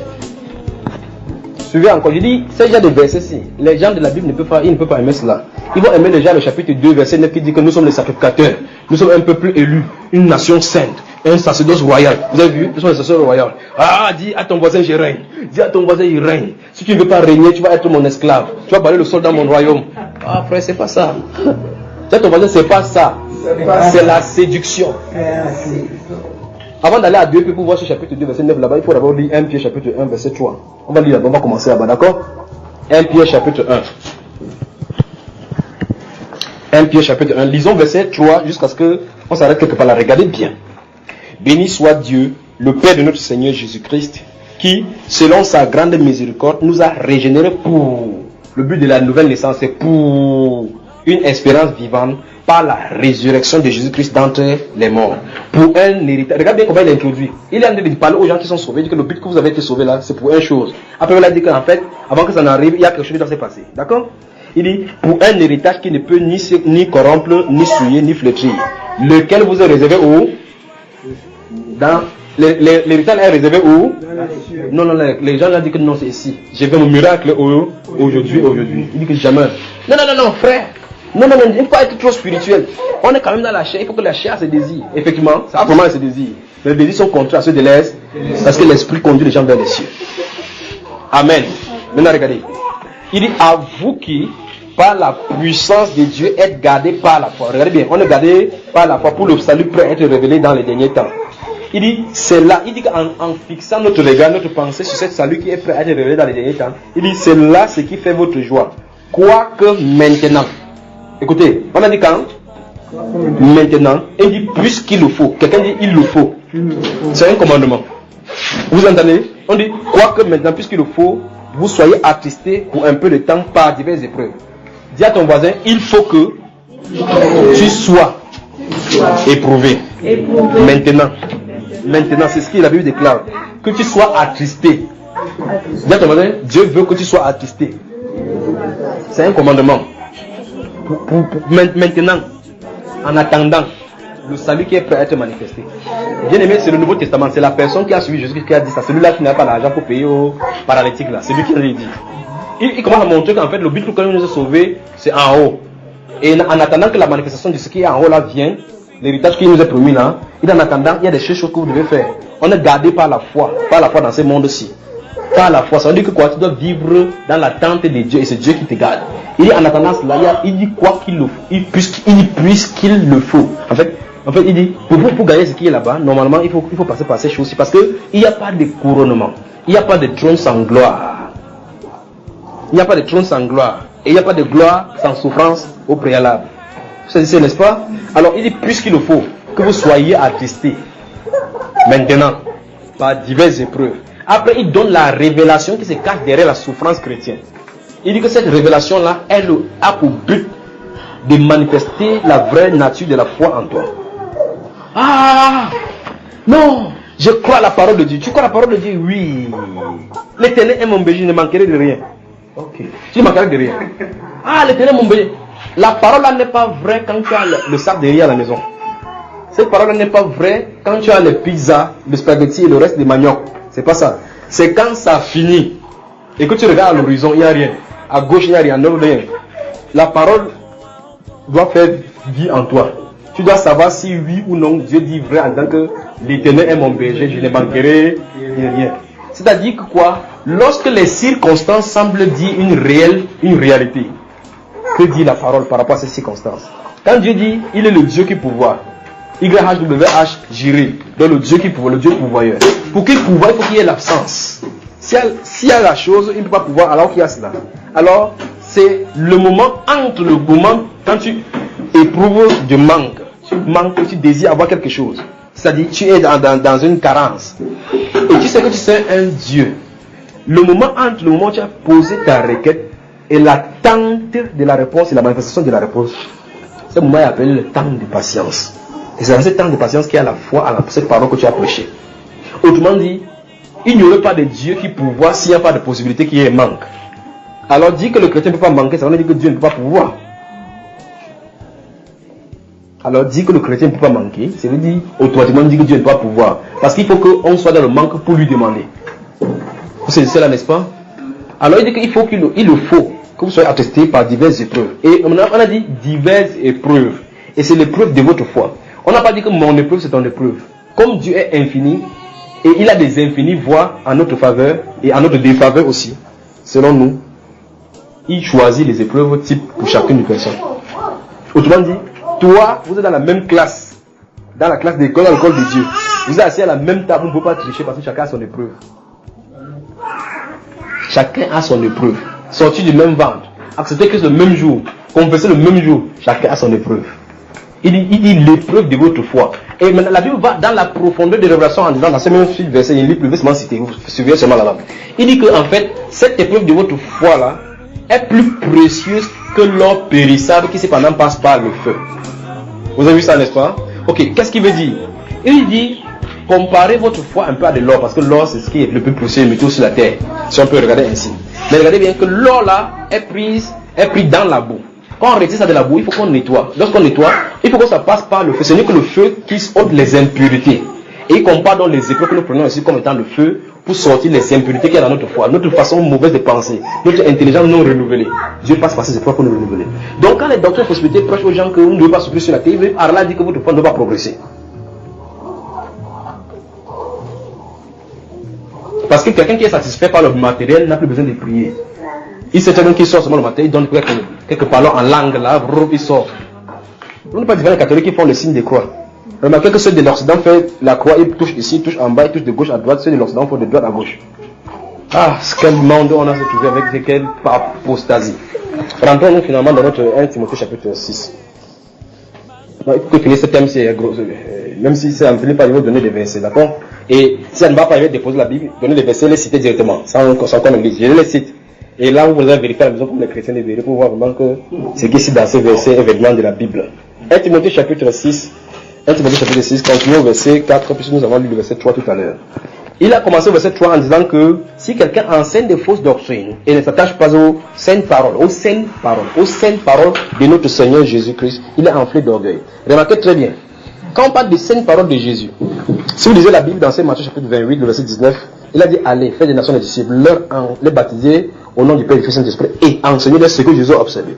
Donc tout ce que les disciples ont enseigné, c'est ce que Jésus, c'est le développement de son enseignement. Et en plus de cela, après la résurrection, il leur a encore parlé en prêchant. Par la suite, il s'est révélé à l'apôtre pour donner davantage des renseignements par rapport à sa doctrine. Il s'est établi là une fois pour toutes.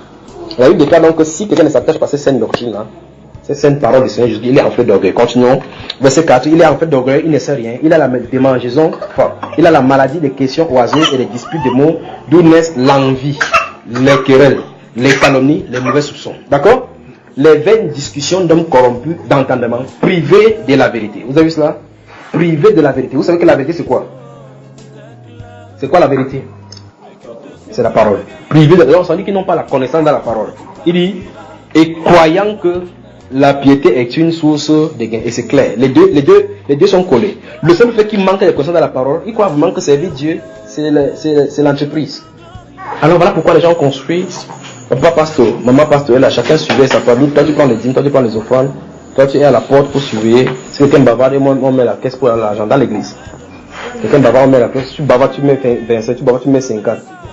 Donc, il dit que on croit que la piété c'est une source de gain. En fait, la Bible explique donc en fait le gain que procure donc la piété. Il dit, c'est en effet une grande source de gain que la piété avec le quoi? Le contentement. Donc, en résumé, au ce soir, si on pouvait s'arrêter ici, il arrive qu'on s'arrête à ce niveau-ci. Alors, le Saint-Esprit vient de révéler ici que la vie chrétienne est une vie de contentement. Donc, contre la doctrine de prospérité, le Saint-Esprit présente le contentement. Contre la doctrine de prospérité, le Saint-Esprit présente le contentement. Vous pouvez noter également Hébreux chapitre 13, le verset 5, où il est dit, ne vous livrez pas à l'amour de l'argent. Contentez-vous de ce que vous avez. Car Dieu lui-même a dit, je ne t'abandonnerai jamais, je ne te délaisserai point. C'est donc avec assurance que je peux dire. Vous avez vu ça, n'est-ce pas? Donc, je veux que quelqu'un répète ceci. Face à la doctrine de prospérité. Encore, face à la doctrine de prospérité, le Saint-Esprit présente le contentement. Autrement dit, je dois me contenter avec action de grâce de ce que j'ai présentement et rendre grâce à Dieu pour le manque, le remercier aussi pour des éventuelles bénédictions qui me viendraient. Amen. Donc il dit ici, voici ce qu'il dit. Et beaucoup de personnes croient que servir Dieu c'est la source de l'argent. Effectivement, c'est ce que les gens croient aujourd'hui. Quelqu'un sort là, il peut faire la formation, il vient, il ouvre son église, il commence avec la membre de sa famille. Contrôle tout. C'est un ancien ami avec qui il a fréquenté le premier vice-assistant pasteur, l'autre diacre. Les autres sont les membres. Après, quand il prêche le premier jour, et en venant dimanche, amène un de tes voisins. Fais tout pour venir à l'église. C'est pas normal de venir à l'église sans vos voisins. En fait, il veut que les membres augmentent, dont les dîmes et les offrandes augmentent. Vous savez ça, n'est-ce pas? Quand c'est le salut des âmes, on sort, on prie au Seigneur. Où est-ce que tu veux que nous allions à prêcher? Alors c'est les discussions. Remarquez bien, le moment des offrandes, c'est le moment où le pasteur est le plus vigilant. C'est pour ça qu'il faut qu'il donne cela à une personne digne de confiance. Parce qu'il n'est même pas sûr si son Saint-Esprit peut frapper celui qui vole son argent. Il dit donc, c'est en effet une grande source de gain que la piété avec le contentement. Le service de Dieu dans le contentement. Et c'est le trait caractéristique. S'il y a quelqu'un de remarquable dans la Bible dont vous pouvez voir ces versets appliqués, c'est la personne dont lui-même a entendu parler. Dans ces Philippiens chapitre 4, puisque nous sommes en train de parler de la doctrine de prospérité, dans ces Philippiens, on va prendre ces mêmes versets là lorsque nous allons voir la position positive confession, word of faith là. Dans ces Philippiens chapitre 4, le verset 13 où il dit, je puis tout par celui qui me fortifie. Souvenez-vous, dans la version lui seconde, c'est celui. Dans la version grecque, c'est écrit littéralement Christos. Donc je puis tout en Christ qui me fortifie, normalement. Si vous lisez la version Martin et la version Vigouroux, bien la version Lausanne, 1979. Donc, il dit, je puis tout par Christ qui me fortifie. D'autres versions disent, j'ai pris tout en Christ. Donc il faut être d'abord en Christ pour qu'il fasse n'importe quoi de toi. Et c'est ce que l'apôtre Pierre dit, Paul dit dans ses Galates chapitre 2 verset 20. Il dit, si je vis, ce n'est plus moi qui vis, c'est Christ qui vit en moi. Mais les gens de la confession de la foi s'en foutent si tu es chrétien ou pas. Il dit qu'il y a une puissance en toi. Donc Christ, il dit, confesse seulement cela. Que j'ai pris tout pas. Or maintenant, si nous tenons dans le contexte de ce verset, je suis en train d'expliquer si c'est parce que la personne qui a parlé de contentement, il y a un verset plus haut dans ce verset 13. Là, nous sommes dans Philippiens chapitre 4. Le verset 13. Si vous regardez tout juste dans le verset 12 qui précède, et c'est ce que les gens font ne pas voir. Quand ils lisent ce verset, ils ferment la Bible, ils vous font rêver, ils vont, oh, les gens, il y a l'émotion dans la foule. Vous voyez quelqu'un prendre la Bible qu'on a couru, waouh, révélation, pour embrouiller les gens. Ils sont pas aussi. C'est Dieu. Ne t'inquiète pas, absolument, nous y voilà, voilà des versets. Colossiens chapitre 3, verset 1. Affectionnez vos choses d'en haut, ils disent 0. Nous ouvrons les immeubles ici. Alors ils construisent les immeubles, ils mettent El Shaddai sur ça. Hein? Et bien El Shaddai pour montrer que c'est consacré pour El Shaddai. C'est pas comme ça. Alléluia. Donc je suis en train de dire, souvenez-vous de là on est parti des Matthieu chapitre 21, le verset 11 et 12 pour parler que Jésus est entré le temps pour les chasser parce que le paroxysme était au niveau du... C'est que dans le temple de Dieu se trouvait dans le commerce. Alléluia. C'est pour ça que la parole est entrée pour aller contre cela. Il faut que la parole sorte pour aller contre la doctrine de la prospérité. Vous voyez donc là on arrive, n'est-ce pas? Ok. Donc maintenant, voici donc Philippiens chapitre 4, le verset 12. Souvenez-vous, avant le verset 12, il y a le verset 13. C'est le verset 13 où il dit que j'ai pu tout parce que je me fortifie. J'ai dit que comme il n'y a pas le temps, je ne vais plus lire, mais je vais citer, vérifier seulement que c'est ce qui est écrit. L'apôtre Paul d'abord, dans le contexte de cette écriture, au verset 8, il dit d'abord que tout ce qui est pur, tout ce qui est loué, tout ce qui est ceci, tout ceci, mérite que ce soit l'objet de votre pensée. Il avance en disant, il parle des bien-être, du fait que les gens ont pourvu à ses besoins lorsqu'il était dans le manque. Au verset 12 donc, il veut dire, en fait, il veut dire que ce n'est pas en disant comme ça, il ne veut pas seulement votre dîme, ce n'est pas vos offrandes que je veux, c'est vous-même que je veux. Après il explique au verset 12 que car j'ai appris à vivre dans l'abondance et dans le manque. Oh, c'est merveilleux. Il dit j'essaie de vivre, frère, j'espère que c'est ce qui est écrit dans votre verset 12, non? Il dit j'essaie de vivre dans l'abondance, j'essaie de vivre dans le manque. Il dit qu'en fait quand il y a, c'est ça dont le ministère, c'est qu'il veut appeler le contentement. Est-ce que vous comprenez? Quand tu es dans l'abondance, tu rends grâce à Dieu. Remarquez bien, il ne se plaignait pas. Quand il était dans l'abondance, il ne disait pas que oh, je suis un grand prédicateur, maintenant là, mon ministère commence à remplir. Donc le ministère des gens grandit lorsque l'argent entre beaucoup, ils croient qu'ils sont dans la richesse. C'est ça, ils croient que Dieu a béni. Il dit, il sait vivre dans le contentement. Il veut dire, c'est ce qu'il veut dire dans ce verset 12 là. Après, il dit donc pour ceux qui vivent dans le contentement que tout cela, n'importe quoi peut arriver maintenant, il peut faire n'importe quoi maintenant uniquement par Jésus. Est-ce que vous comprenez, n'est-ce pas? Il veut dire que si quelqu'un veut être comme lui, qu'il soit en Christ. S'il est comme en Christ, il pourrait se porter en même temps l'abondance et en même temps la disette sans broncher. Est-ce que vous saisissez la même chers amis? Donc les gens de la doctrine de prospérité qui prennent ces Hébreux, ces Philippiens chapitre 4 verset 13 que j'ai plutôt parce qu'il me fortifie, c'est pas ça. Il faut qu'ils lisent bien ce qu'il a entendu dire. Et la version anglaise dit encore plus grave. Ça dit all things. Il dit I can do all things through Christ who strengthens me. Alors on dit que all things, c'est pas écrit toutes choses. C'est écrit là, c'est pas écrit toutes choses. Il n'y a pas dans le grec. Il n'y a pas chose dans le grec, c'est écrit tout. C'est pas écrit, c'est écrit tout. C'est pas dit toutes choses. L'apôtre Paul de parler dans ces versets, de parler de ce qu'il a. Il dit que je sais vivre dans l'abondance, je sais vivre. En fait, En fait, dans l'abondance, Christ me soutient parce que je suis en Christ. Dans le manque, Christ me soutient parce que je suis en Christ. C'est ce qu'il a dit au verset 13. Avançons à 1 Timothée ici. Il faut qu'on finisse. Amen. Que Dieu vous bénisse. Je sais que vous supportez la chaleur, vous supportez tous ces temps-ci, mais c'est pour une bonne cause. Parce que tout ce que Satan envoie dans nos têtes, par les livres que vous avez lus, les messages que vous avez suivis là, ça va sortir hors de son temple maintenant au nom de Jésus. Donc le fouet du Seigneur est bien arrangé maintenant pour chicoter ça hors. N'est-ce pas? Que le Seigneur vous bénisse. Alors verset suivant, il dit, verset 6 là, c'est en effet une grande source de gain que la piété avec le contentement. Car nous n'avons rien apporté dans le monde et il est évident que nous n'en pouvons rien emporter. Peut-être c'est pour cela que le gars a dit que mieux je vis pour moi ici sur la terre ici. Ok. Si donc, regardez bien encore la pratique de la démonstration de vie dans le contentement. Si donc nous avons la nourriture et le vêtement, cela nous suffit. Vous avez entendu, c'est un prédicateur qui en a dit, c'est le prédicateur de premier ordre, c'est lui qui dit là. Le prédicateur aujourd'hui dit que non, nourriture et quoi? Non, on veut le Volvo, on veut le Hummer, le Rolls Royce. Oui, Infinity, la ML, c'est ce qu'on veut. Alors les garages sont pleins. On a des terrains par-ci, des terrains par-là. Et Dieu lui dit, mais malheur à celui qui achète champ après champ. Maison après maison, ça finit que il passe dans le pays. Et qu'il occupe le pays seul. Alléluia. La Bible déclare que si nous avons la nourriture et les vêtements, cela nous suffit. Souvenez-vous de ce que notre Seigneur Jésus-Christ a dit dans Matthieu chapitre 6, quand disant que celui qui prie en demandant les biens matériels, c'est un païen. Vous vous souvenez de ça, n'est-ce pas? Après, Jésus leur dit, pour montrer qu'il faut compter sur sa souveraineté, il dit qu'à chaque jour suffit sa peine. À chaque jour suffit sa peine.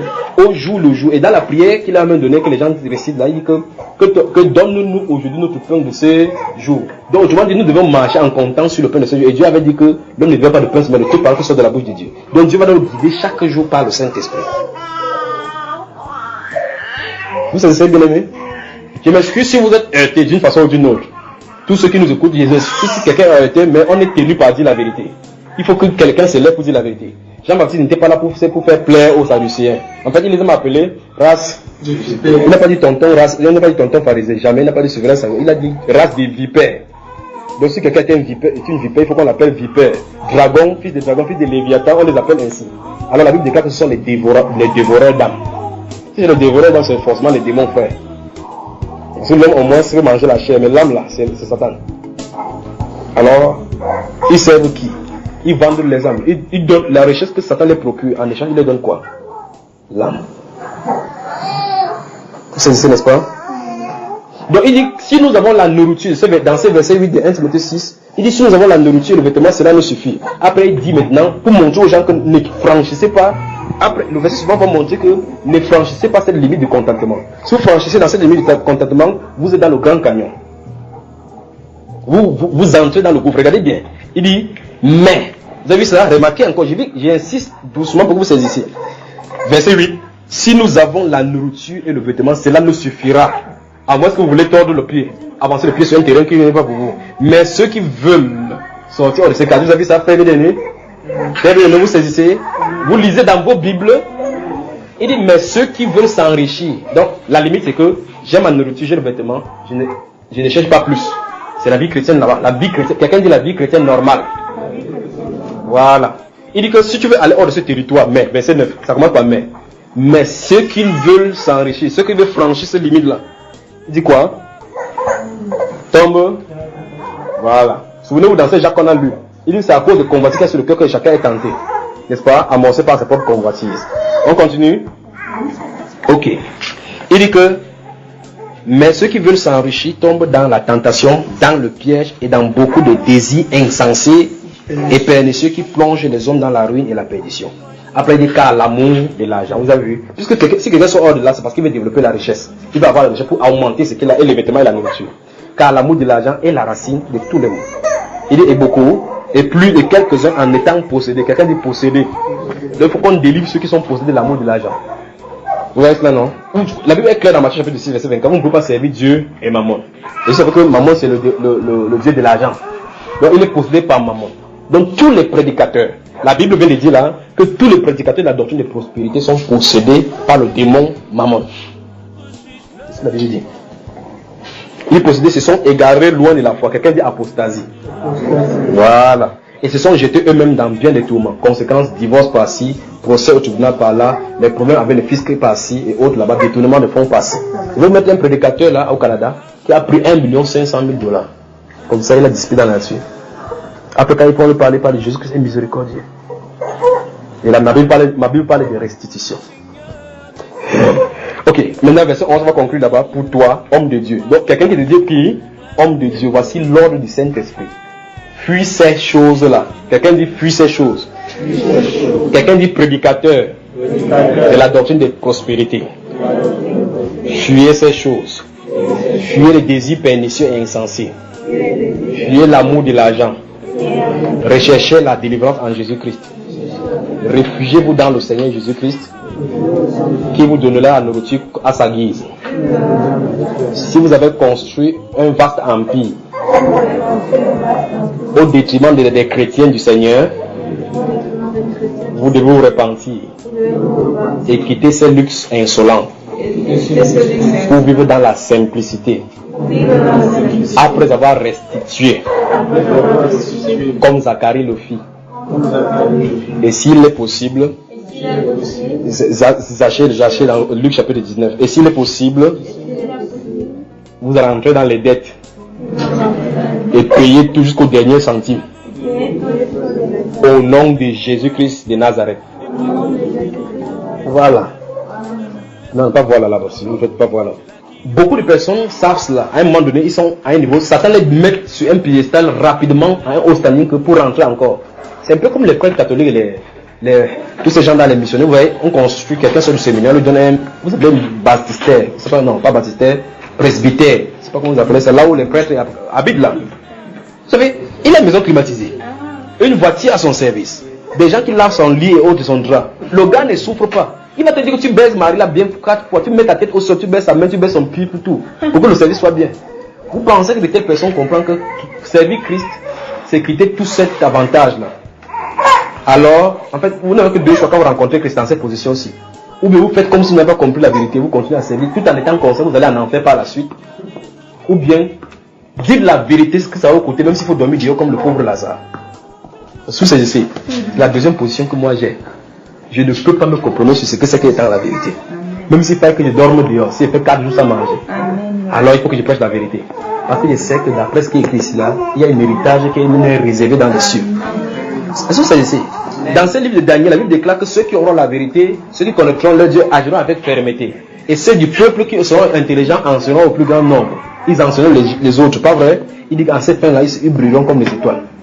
Et Jésus a dit ceci, il est heureux à ceux qui vivent d'après ses paroles et qui vont enseigner les autres à vivre. Ils seront appelés les plus grands dans le royaume de Dieu. Frère, il y a des bonheurs là-dedans. Il dit, mais celui qui n'a pas vivre, comme les autres de prospérité, et qui vont enseigner à d'autres personnes de ne pas faire, il ne lit pas la suite pour eux. Il dit, mais pour toi, homme de Dieu, verset 11 de 1 Timothée chapitre 6, mais pour toi, homme de Dieu, fuis ces choses. Au lieu de chercher l'argent, le bien matériel, le bien privé, regardez bien ce qu'il faut chercher. Regardez bien. Verset 11, pour toi, homme de Dieu, fuis ces choses et recherche 1. La justice. En anglais, on dit righteousness. La justice, la piété, la foi, la charité, la patience, la douceur. Remarquez très bien que tout ceci n'a rien à voir du matériel. Vous avez remarqué? Vous avez remarqué? Après, il conclut en disant, combat le bon combat de la foi. Saisis la vie éternelle à laquelle tu as été appelé. Donc, fais attention. Sinon, ces choses vont te distraire par rapport à ce que tu es censé faire. Est-ce que vous saisissez? Remarquez, j'ai seulement pris 2 versets qu'ils utilisent. Il y en a plein de versets. Si dit maintenant que je l'avance comme ça, tu vas dire que tu as dit que c'était le dernier. C'est vrai, pas vrai, frère? Mais la prochaine fois, de toute façon, si on veut toucher la doctrine des confessions positives, on va venir là, on s'est arrêté. D'accord? Et puis on va avancer. Parce que c'est lié. Donc nous venons de voir ce soir que l'atmosphère spirituelle qui a prévalu au temps des Jean-Baptiste à la première venue du Seigneur Jésus-Christ est identique à cette même ère. Et nous avons vu que quand le Seigneur est entré dans Jérusalem, la première chose qu'il a fait, il est entré dans le temple pour chasser les gens qui vendaient. Et ça nous a conduit à comprendre que, à notre époque, avant que le Seigneur Jésus-Christ ne vienne, il y a des gens qui se sont installés dans son temple, qui est sa maison. Souvenez-vous de ce livre de 1 Pierre où il a dit que c'est l'heure où le jugement va commencer par la maison de Dieu. Après, il dit que et si c'est pas nous, la maison de Dieu, qu'elle commence, que c'est la fin de ceux qui n'obéissent pas à l'évangile de Dieu. Pas vrai? Ok. Au chapitre 4, le verset 7 de ce livre de 1 Pierre dit ceci. Il dit que, comme Jésus a dit dans cette maison-là, que la maison sera appelée maison de prière. Là, dans 1 Pierre chapitre 4, verset 7, il dit que la fin de toutes choses est proche. Soyez sages et sobres pour vaquer à la prière. Donc la maison dit que la maison de Dieu que nous sommes doit demeurer dans la prière. Chasser tout vendeur de nos cœurs, toute vente de livres, toute vente de CD, tout désir des immeubles, tout désir des maisons en or, des nouvelles motos et des Hummer. Mais à l'intérieur doit se retrouver la patience, la douceur, la charité, l'espérance, la foi, la piété. N'est pas contre ces choses, mais la piété les recherche. Nous allons prier pour toute personne de bonne foi qui s'est retrouvée dans la doctrine de prospérité par inadvertance ou bien par séduction, parce que les associations cléricales aussi entraînent les gens. J'ai un ami qui est pasteur. Mon ministère ne marche pas bien. Je vois comment quelqu'un qui était derrière moi, il vient, il réussit, il a la voiture, ça pousse à amener les gens dans la tentation.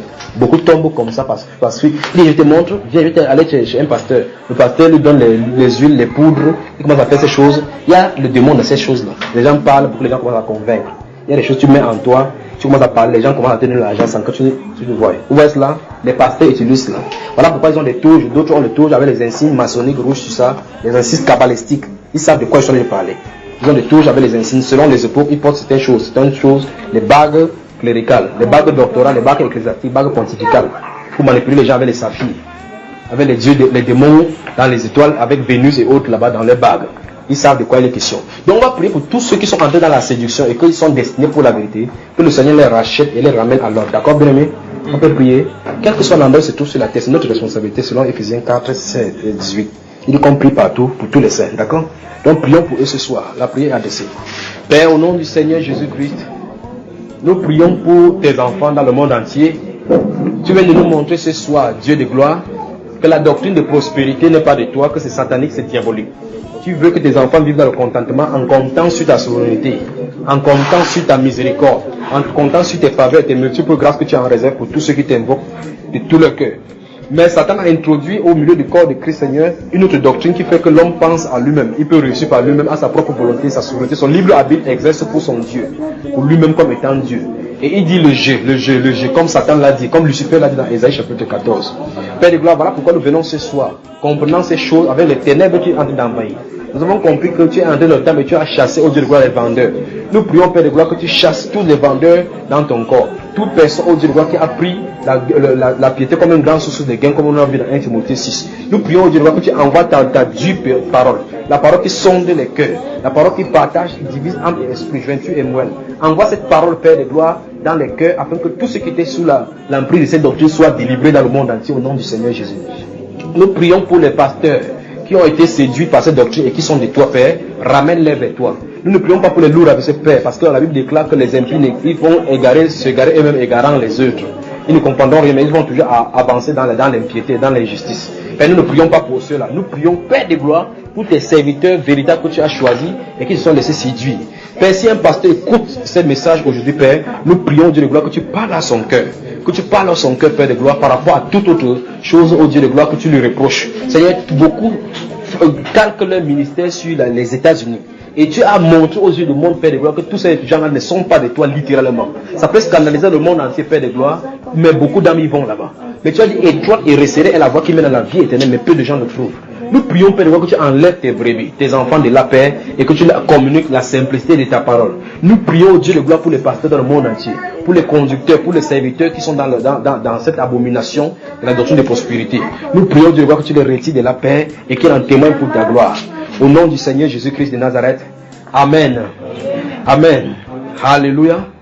Donc nous rappelons encore une fois de plus, si vous avez des questions et que vous voulez nous contacter, vous pouvez nous contacter sur Skype, c'est Junior. D'accord, bien aimé? Junior, c'est J-U-N-H-I-O-R-S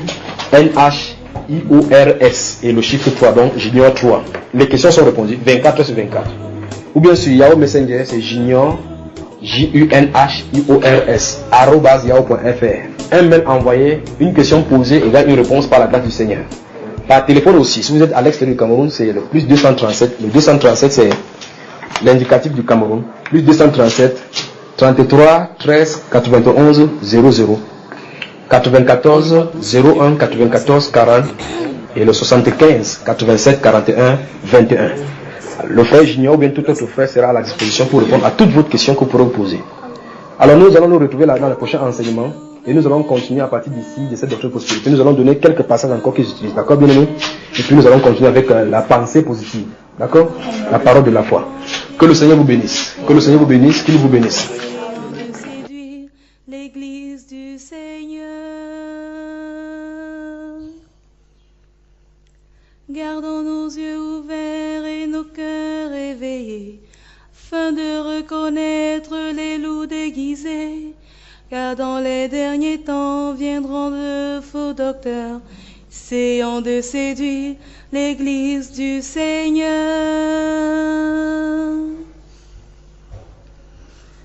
Esprit de vérité, viens équiper ton peuple, et dans ces derniers temps,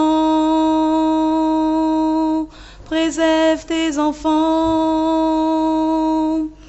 Esprit de vérité, viens équiper ton peuple, et dans ces derniers temps, préserve tes enfants. Aimons la vérité, connaissons le Seigneur. Laissons-le purifier nos pensées, nos cœurs. Saisissons la parole comme une arme aiguisée. Renversant nos idoles, Dieu sera glorifié. Aimons la vérité, connaissons le Seigneur. Laissons-le purifier nos pensées, nos cœurs.